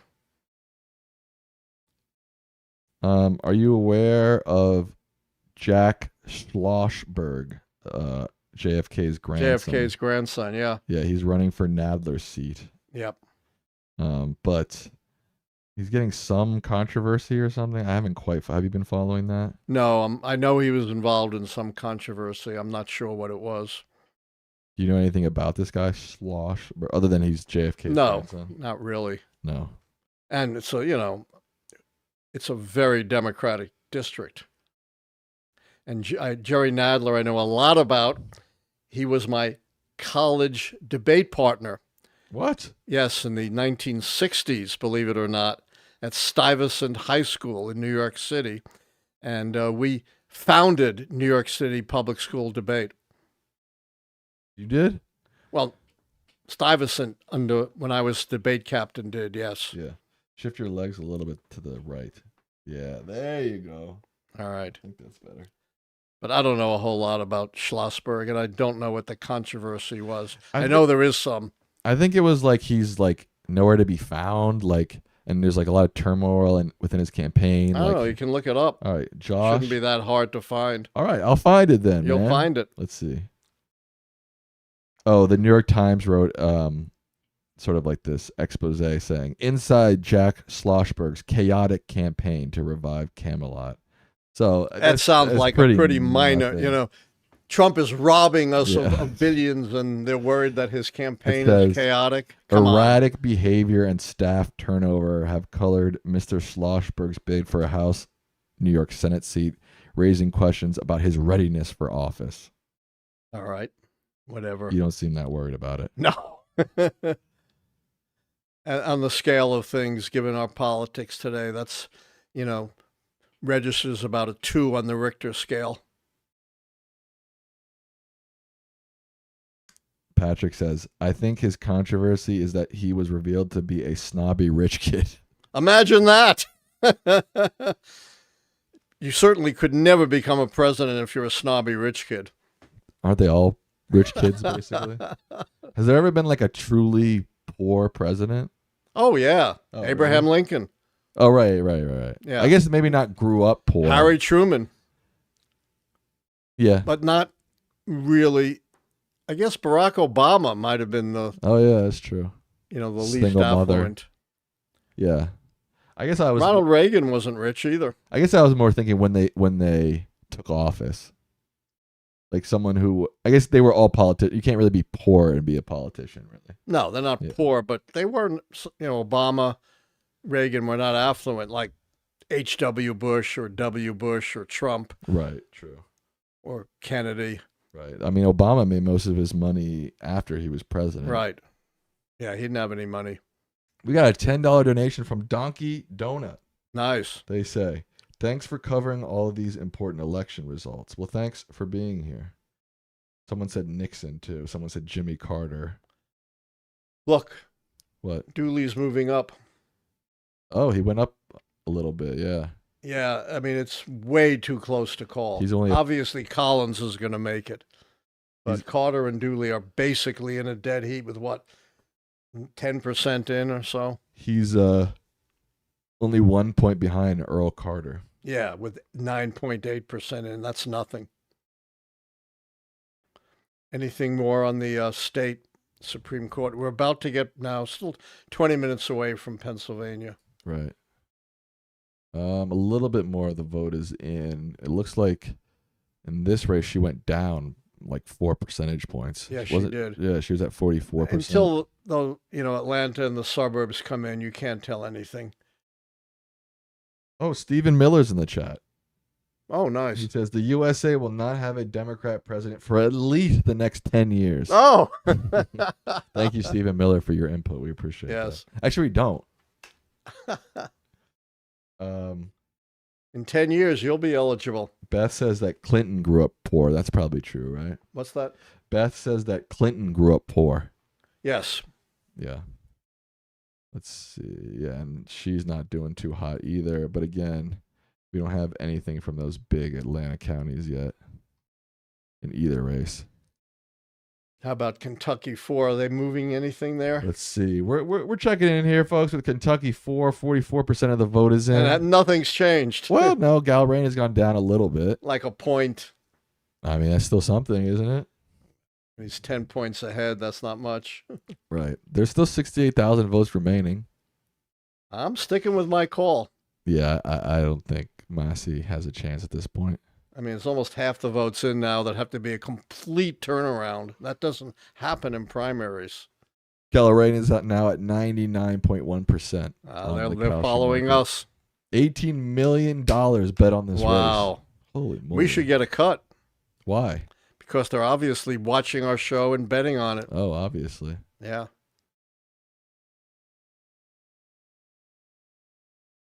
Yeah, it seems that Rankin has slipped quite a bit. But again, there's still 2 million votes remaining. Right. Yeah. That's a lot of votes, Dad. It's a lot of votes, and, you know, the ones that are in are probably rural. Mr. Showbon says that Nixon lost 2 brothers to tuberculosis. Did you know that?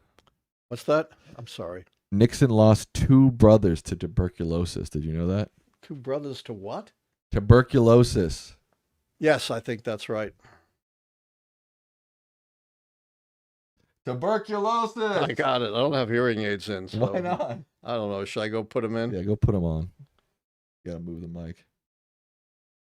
Can you, or you need help? I got it. Yeah.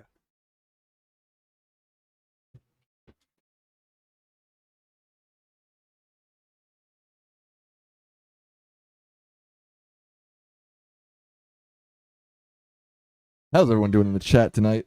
You're tuned into Lichtman Live. Primary elections in Pennsylvania, Georgia, Kentucky, Oregon, Idaho, and Sweet Home Alabama. Oh, my dad said we were losing viewers when I started singing. That's fair. Let's see if we can get that like ratio up, up, up. If you haven't liked the stream yet, please like it. It helps the stream a lot. If Trump runs for a 3rd term, so will Obama. I wouldn't count on that. I'll pose that question to my dad, but I would not count on that.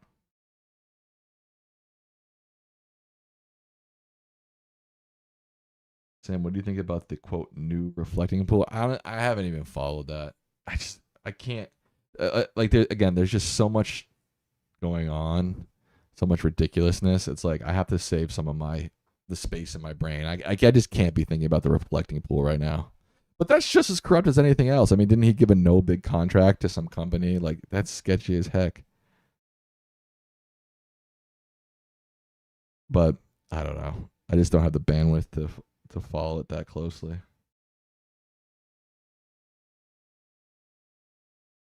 Missy says, boo, new reflecting pool. I mean, I do think it needed to be repaired. Like, it was leaking, like, I heard some crazy number. Like, it was leaking gallons and gallons of water every day or something. Are you taking song requests? Yes.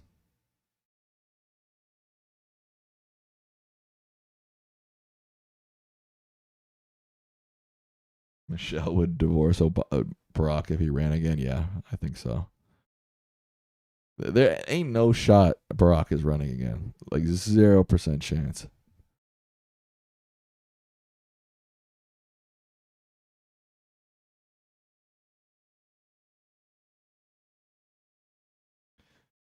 FEMA now has 23 pending disasters, and it's an El Nino year, so they're predicting fires and floods. I mean, there's a fire out in Southern California right now in the Simi Valley.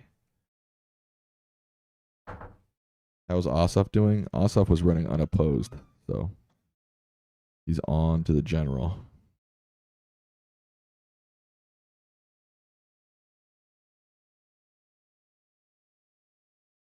New York Times just sent out some breaking news. Early war goal was to install hardline former president as Iran's leader. An Israeli strike designed to free Mohammed Ahmadinejad from house arrest in Tehran, U.S. officials said, was part of an effort to bring about regime change and put him into power. Interesting. I did not know that. All pools leak, paint won't fix it. Okay, we got a pool expert in the chat. It's hot in NorCal. It's hot in the East Coast today, too. It's like 95 degrees in the D.C. area today. Turning the reflecting pool into a Jello pool. No leaks then. Dude, you know what I'm on right now, guys? I'm on that no sugar Jello. 10 calories. Feels like a dessert. It's like a cheat code. I'm pro Jello. No sugar, the Jello, that it is.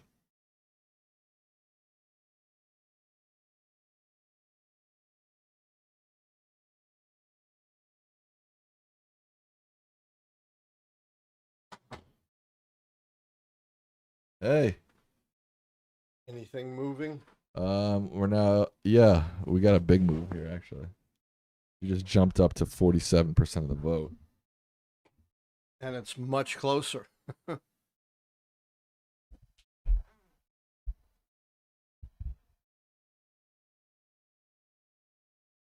So she's moved within 5.5 points now.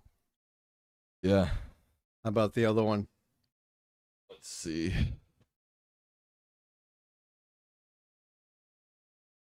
So now there's 15% of the vote in. We just got another big jump. She went down 0.1%. Not a big jump. It's only 15%, though. I was about to say that. Oh, I thought you said 50. No, 15. 15. 15% of the total vote is in. The incumbent conservative Bethel is at 52.9% of the vote. Miracle Rankin, the liberal judge, is at 47.1%. Anything from Atlanta and the suburbs? Let's see. She's still way behind. Way behind, yeah. Yeah, not Gwinnett. That's important too, right? Yeah. She's way ahead in Gwinnett, but nothing from DeKalb, nothing from Fulton, nothing from Clayton. All right. Let's see. Oh, this one was getting trounced. Jordan. I'm calling it. Calling it for who? The conservative Warren. Oh, yeah. I agree. Really? No, I'm not calling it. No? Until Atlanta comes in, you don't know. But look at all the counties that the other woman has won outside of it, or is winning outside of Atlanta. I get it. And she literally hasn't won a single. She's not ahead in a single one of them. You get it? I get it. Capiche? But still a lot of votes to come in from Atlanta.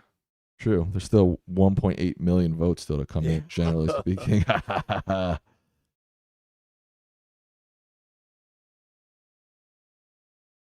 Philip says that I think Tallarico is going to win. I give him a 60% chance.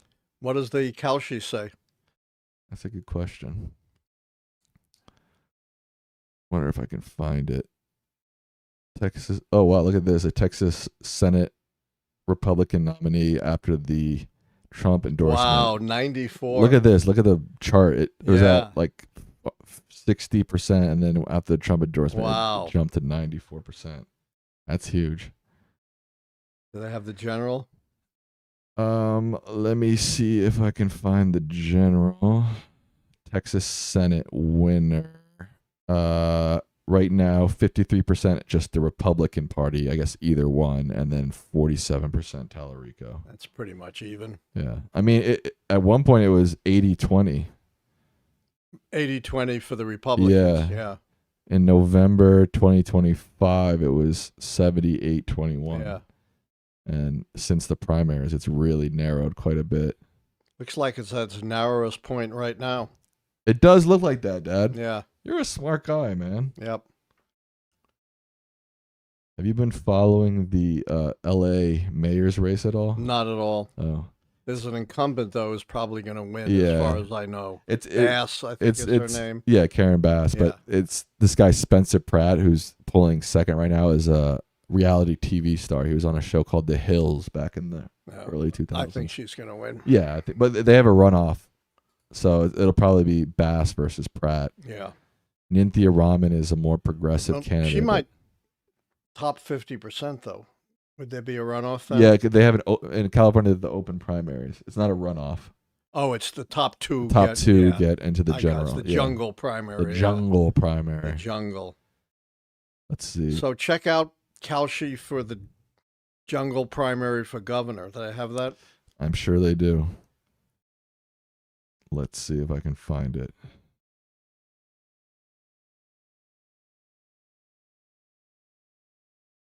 California governor winner they have. Becerra's at 57%. Steyer's at 26%. Hilton's at 9.5%. Bianco's at 3.1%. Porter's at 1%. So you got to first finish in the top two, and then you And got then to you win have the to runoff. win, yeah. So what they're saying is Hilton, even if he makes the runoff, is going to lose, and because the state is so Democratic. Yes. So, and it could be Steyer and Becerra in the runoff too. They could be no Republicans. I don't know if they have one just for the primary. Just for the jungle.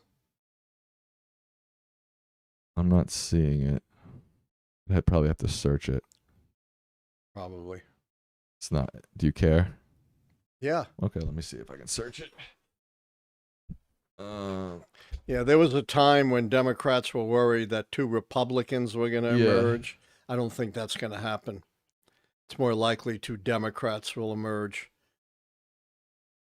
They have California governor winner, California party matchup. The highest matchup percentage is Becerra versus Hilton. That's at 52%. And then the second is Hilton versus Steyer, which is at 28%. And then Becerra Steyer is at 17%. So there's virtually no two Republicans. No. Hilton, Bianco, who are the two Republicans, are at 5% right now. Yeah, I think this guy Chad Bianco has fallen off quite a bit. Looks like it, yeah. Yeah. Let's see if there's anything interesting happening now within this.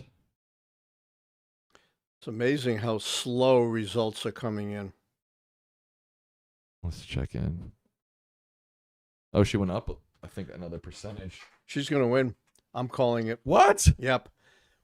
Look, she's within 3 points and nothing from Atlanta. I'm calling that one. And you still don't think I'm not. You're not calling this one, even though I called it. Am I going to be 0 for 2? You could be 0 for 2. No, guys. No, I can't be 0 for 2. Officially 5 minutes ago from NBC News, Ed Galrain wins the Republican primary. Oh, they're only an hour behind us. I know, losers. Yeah, dude. losers. Sorry about that. Got a little excited there. Yeah, the African American woman. She can get a huge vote from Atlanta and Fulton County. That's why I'm calling that one.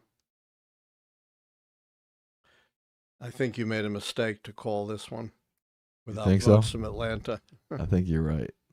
I mean, look, there were almost 2 million votes to go, and most no, of them, it's 1.844 to be exact. I said almost 2 million. Well, you know, we're almost at the polling close in Pennsylvania, right? The polls close in Pennsylvania in 6 minutes, Dad. Maybe they'll be a little better about getting results in. And don't forget Alabama. What do we got running in Alabama? Dooley. Senate? Who? He's Georgia. Dooley is the guy, only one that's really interesting in Georgia. Rep. Barry Moore has President Trump's endorsement. This guy, Barry Moore. State Attorney General Steve Marshall, former Navy SEAL Jared Hudson. Yeah, I don't know anything about any of these guys. Yeah. Or women. Right. I don't really know anything about them either, Dad. Oh, let's check in on Dooley. Right. The guy Dooley. He's in second All right. by 0.1%. Wow, but there's a long way to go. What are they? 17.8. Yeah, there's a long way to go. Long. But he moved up. Oh, right. That's Ossoff's race. I keep forgetting. Yeah, they called Ossoff. That was pretty bold. Pretty bold. I can't believe they So they were an hour at least behind us on District 4 in Kentucky. Yeah. I can't believe they haven't called this Dem primary and governor for Georgia. She's up like 63 to 12. I don't get that either. Yeah. Oh, McGrath is now down in the Kentucky governor's race. Charles Booker just bumped ahead of her. On the Democratic side. On the Democratic side, yeah. Yeah. But you don't think these guys stand a chance, huh? No. I know this is the Senate primary. Sorry, I said governor. If the Democrats win the Senate election in Kentucky, they'll win 10 seats. Yeah. Yeah. I'm not hopeful for that. No. That. 20% of the vote is in. She's at 48.2% to his 51.8%. Sarah Warren, the conservative incumbent, is at 61%. Jen Jordan, the challenger, is at 38.8%. Doesn't look great for her. Yeah, we are starting to get some stuff in from Clayton County. That's important. Rankin is up 71.4% Yep. to 28. Let's check the other race. And the other race, the challenger is losing. Barely, but still losing. Wow. I told you that race she was going to lose. I think you're right. I'm not But saying you're okay, wrong, you're but not, just okay. not calling it All yet right, until all we right. get Fulton Wait, County. but am I confused? You called this race. I called this race. Really? It's over. It's over. If Miracle. she's that close with the big Atlanta votes not in yet. ATL Georgia, what it do for you? Right? Correct. Here for today says, we used to have some decent Republicans, but not much anymore. Not with Trump controlling the Republican primaries. Decency, I don't think is the top of his priority list. Do you, Sam? Trump? For Trump. Lori says, Susan Collins is gone. 0 chance she wins. I wouldn't say 0, but I certainly think she's likely gone. Her act has gotten just too old at this point. Not commenting on her age, just on her act. It's gotten dusty. You know, this phony moderation. She's also got health issues, apparently. I'm not commenting on them. It's not a physician, but You're not? I'm not. Oh. Can't treat your shoulder. Braxa wants to know if you like onion rings. I do. He loves that's one of his favorite. But I junk try food. to avoid them because they're greasy and high calorie. Oh. When's the last time you saw me eat onion rings? It's been a long time. Yeah, but I do like them. I like onion rings too. I like them better than French fries. That's a little crazy. Yeah, I do. Yeah, that's a little nuts. Should we do a poll? French fry. What do you like better, French fries or onion Sure. rings? Really? No. Why not? Why not?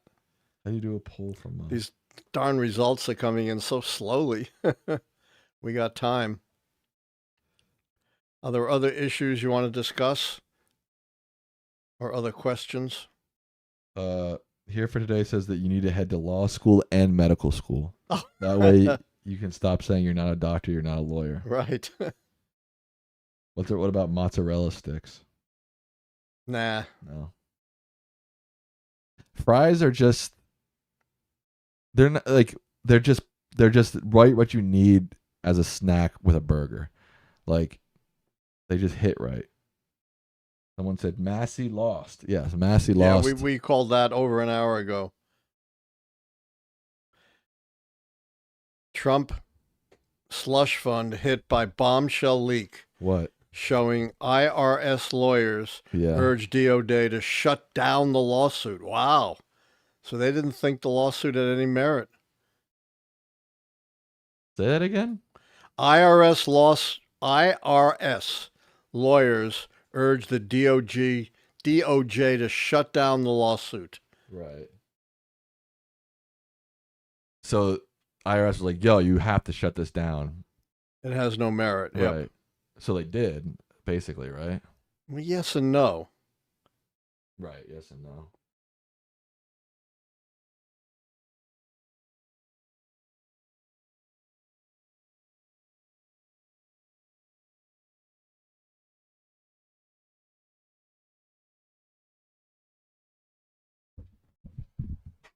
We've officially got a flip here in Georgia Supreme Court 1 race, Dad.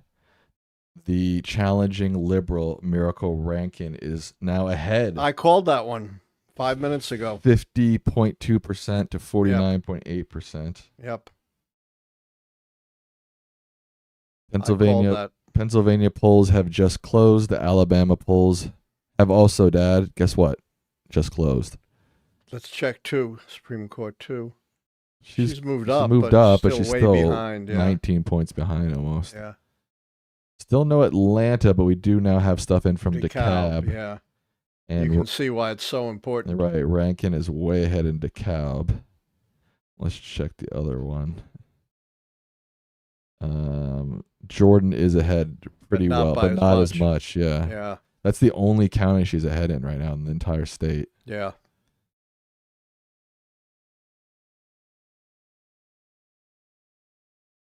So our guy Dooley is moving up, huh? Oh, right. Let's check in with Dooley. Yeah. When we say our guy, let's just be clear. We're not endorsing these people. Hell no. Just he seems preferable to the diehard MAGAs, that's all. He's up now 0.2%. He was up 0.1% last time we checked. Now he's up 0.2%. With still 900,000 almost 80%, votes. more than 80% to go. Yeah. Who knows? Now polls have just closed in Pennsylvania and in the great state of bum bum bana da bum bum bana da bum bum. Sweet home Alabama. All right. Probably lost 2 more viewers there. Oh, come on, dude. Now, I heard something interesting the other day. There's just sort of like this. It was actually falsely attributed to Ryan Clark, who's a former NFL safety for the NFL Steelers. He went to LSU. Now he's just like a sports media guy. It was falsely attributed to him, but people are saying that young black athletes, especially college football players, should stop signing in states where they're actively blocking and crushing black vote. What do you think about that? I'm all for that. I don't think it's going to happen. As much as you can. I don't think it's going to happen. I don't either, but sure.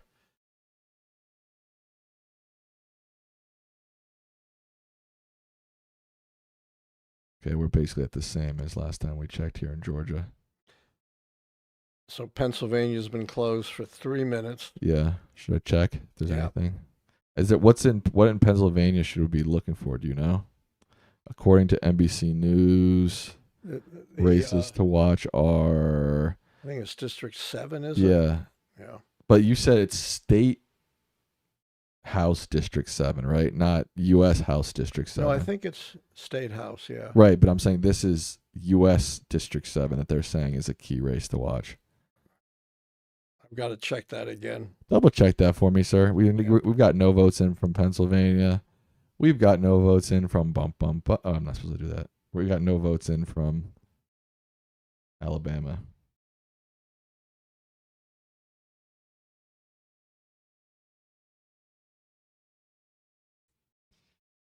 Endo Kukin says football players are not going to give up their career for that, unfortunately. Of course not. I wasn't expecting it. No, but you had a guy like Travis Hunter, who was I think he was the #1 recruit in the country, 5-star recruit for sure. He went to a historically black college instead of signing with one of the big D1 schools. So, you have a couple guys do it. It could make a statement. I don't know. I don't think it's going to happen generally speaking, but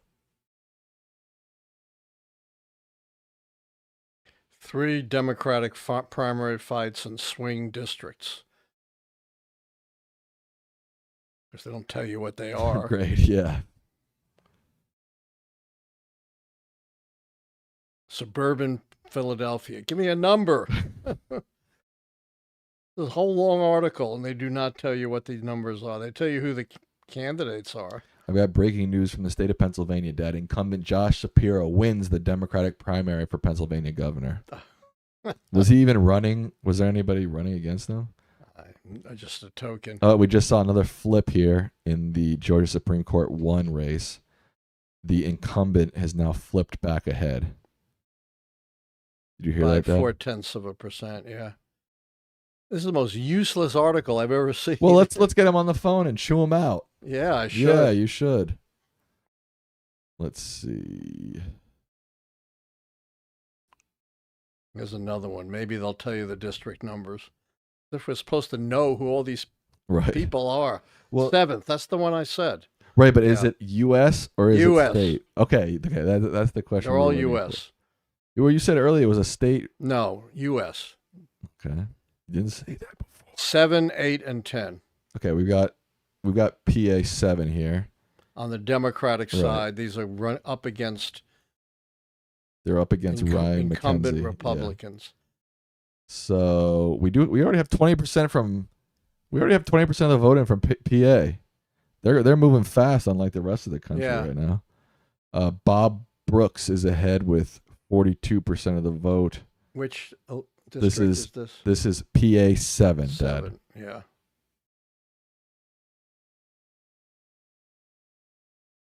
Bob Brooks is ahead with 42.1% of the vote. Lamont McClure is at 30.5%. And then we've got Ryan Crosswell at 17.6% and Carol Abondo Durstein at 9%. Okay. I don't know much about any of them, do you? No, I guess maybe this is just a race to watch for the general. I don't know. I guess. They probably want a clear winner in the primary. It looks like it's not clear yet. It doesn't look clear yet. That is true, sir. What about 10? I can do. Shapiro endorsed Bucks County Commissioner Bob Harvey. In which one? The 1st district. PA 1? Yes. Okay, let's see here. In 7, he backs Bob Brooks. Oh, and 7. Who looks like he's way ahead.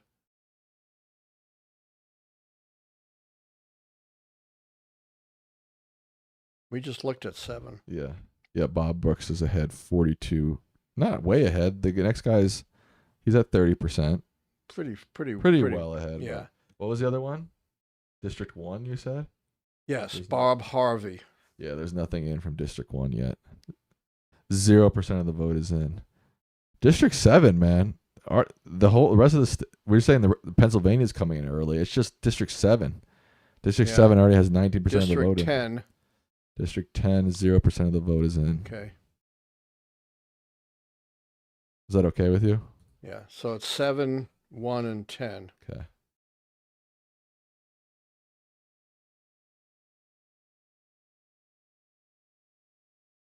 I'm back in Georgia right now. Georgia's on your mind, huh? Nothing's really changed here. Nope, I still call that one for Rankin. Really? Yep. Not changing that. A lot of Democratic votes to come in. So Ed Galrain won. We called that a long time ago. Over an hour Although ago. the margin is getting slimmer. I'm not saying I know he's going to win, but I'm just saying. And Michelle Strange won the Dem side. Pretty handily. Yeah, 73%. She got 24,000 votes. 46,000. So, yeah, there's a lot more Republican voters here than Dem voters. Oh, yeah. Oh, go like Not a whole lot of Dem voters in Kentucky. Go like this. Oh, yeah. Yeah. Thanks. Appreciate that. Yeah, we've seen this now flip-flop. It went Bethel ahead, Rankin ahead for a second, and then back to Bethel. But you already called it, you said. I already called it. Wow, we just got a $20 donation from Shelly Carter. They say, Nice. Thanks for your show. Well, thank you, Kelly, for your donation. We really appreciate it. Appreciate that. Yes, Mandolia. It is over for Massey. NBC News. We called it hours ago, but NBC News Hours called it recently. ago. This is from Philip H. The Judicial Act in the 1800s were assigned Supreme Court justices based on circuits, and there were 9. Now we have 13. Can Dems justify adding more? Absolutely. There's no constitutional limitation. Can Massey run as an independent in this race? I'm not familiar with the laws of Kentucky. I don't know if they have a sore loser statute or not. He probably would have no chance, though. Well, he could split the Republican vote, but I'm not sure that would matter. Yeah, even so. Yeah, I don't think he's going to run as an independent. I don't even know if he can. Do you like Kentucky whiskey? Yeah. What's better, Tennessee or Kentucky whiskey? I'm not enough of a whiskey connoisseur. I thought you said you know all these topics. I mean, I know a bit about it, but okay. I think Tennessee, but it's a close call. Thank you, Beat Me by 37, for becoming a member. We appreciate that a lot. Sins of the Swamp says, I don't think Massey will run even if he could. Yeah, probably not. I don't think it probably won't make any difference.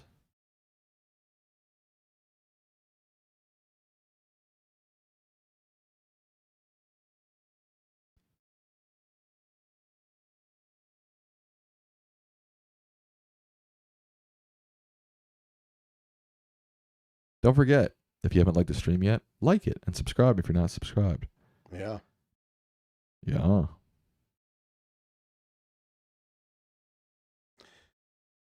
So the Senate has advanced a measure aimed at restricting President Donald Trump's war powers. It advanced 50 to 47. One Democrat voted against it. Guess who? Fetterman. Yes. Rand Paul, Susan Collins, Lisa Murkowski, and Bill Cassidy voted with the Democrats. This is Cassidy's first time voting with Democrats. In his career? That's just what they said. I can't answer that. Maybe so. Interesting. Certainly the first time in this. So what does that mean exactly? Do you know? Probably means nothing. Oh.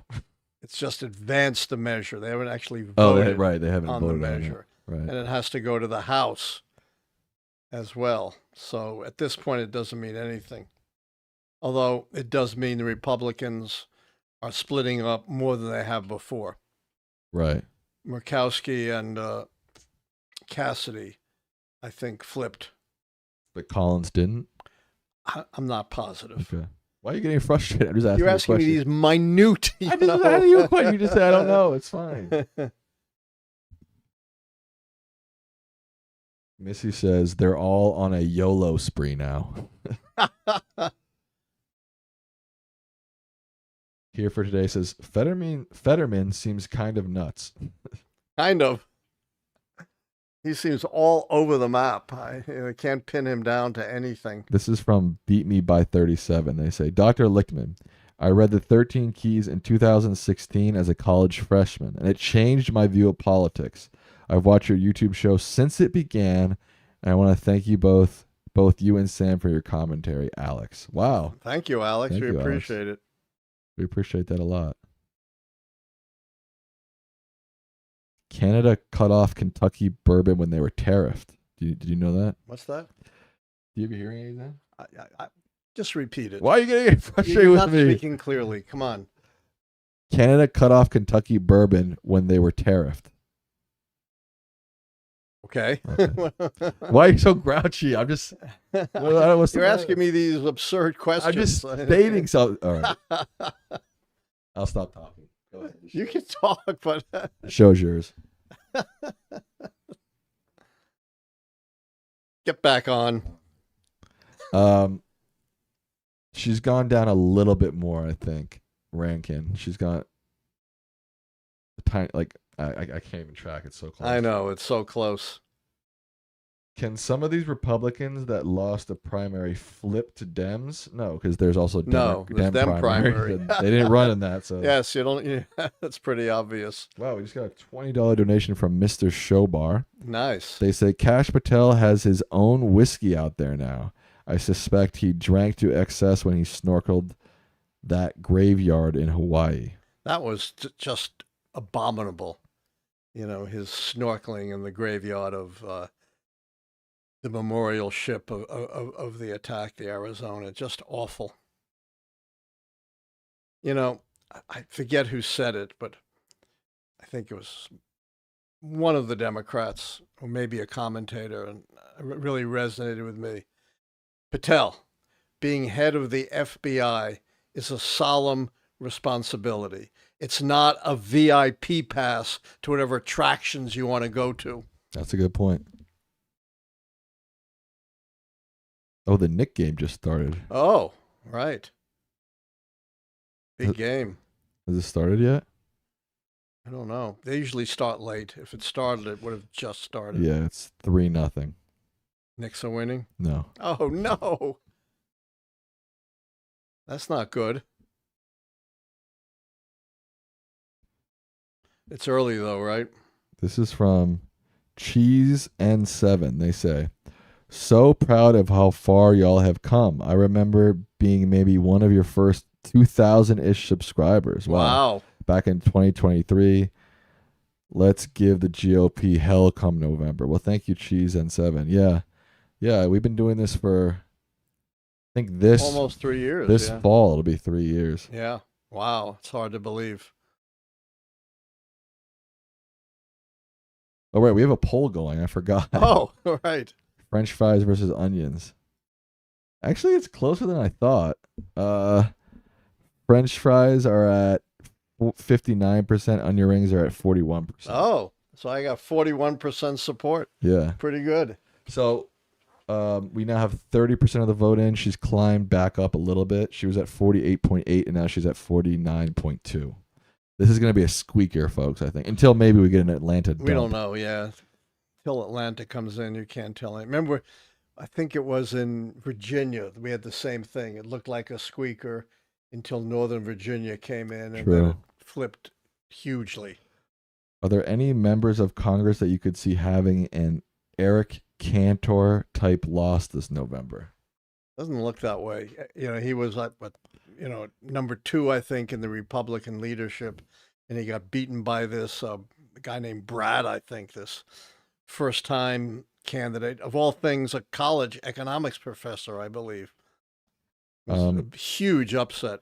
We got a $32 donation from, or no, a $20 donation from 32 Antoine. They said, I wonder if the professor thinks that the $1.77 billion slush fund that Trump's stealing is going to be paid to his loyalists to intimidate voters during the November election. 100%. You think so? Absolutely. So you think he's going to pay these guys and say, go crazy out there? I don't think he needs to even tell them that, given the kind of people he's going to be giving money to. I don't think I think it's going to go mostly to like his allies like Steve Bannon to run crazy. Yes, I agree with that. He could give Steve Bannon $200 million. Right. And he's going to set up some super PAC to help Trump or something. No, this is it's beyond corruption. Again, with Trump, you need new words. Ordinary words don't suffice. Not only is this, as I said, it's not even stealing from the taxpayers, it's borrowing money on a bogus claim to give to your cronies who absolutely are going to turn around and use it to try to manipulate the election. Dad, Republicans are all about the budget. They hate the deficit. Right. There's no shot they're going to let this happen. Yes, fiscal responsibility, right? That's absolutely on display here. Absolutely. Yes. Well, I'm saying, if Republicans follow their principles, they just won't let it happen. Good luck with that. Right. Remember my one-sentence description of American politics. Right. Republicans have no principles. Democrats have no spine. Right. We just got a chair fund donation from Here for Today. We have anything more from Pennsylvania? Let's see. It's going to be a long night in Georgia, it looks like. Yeah. Let's see.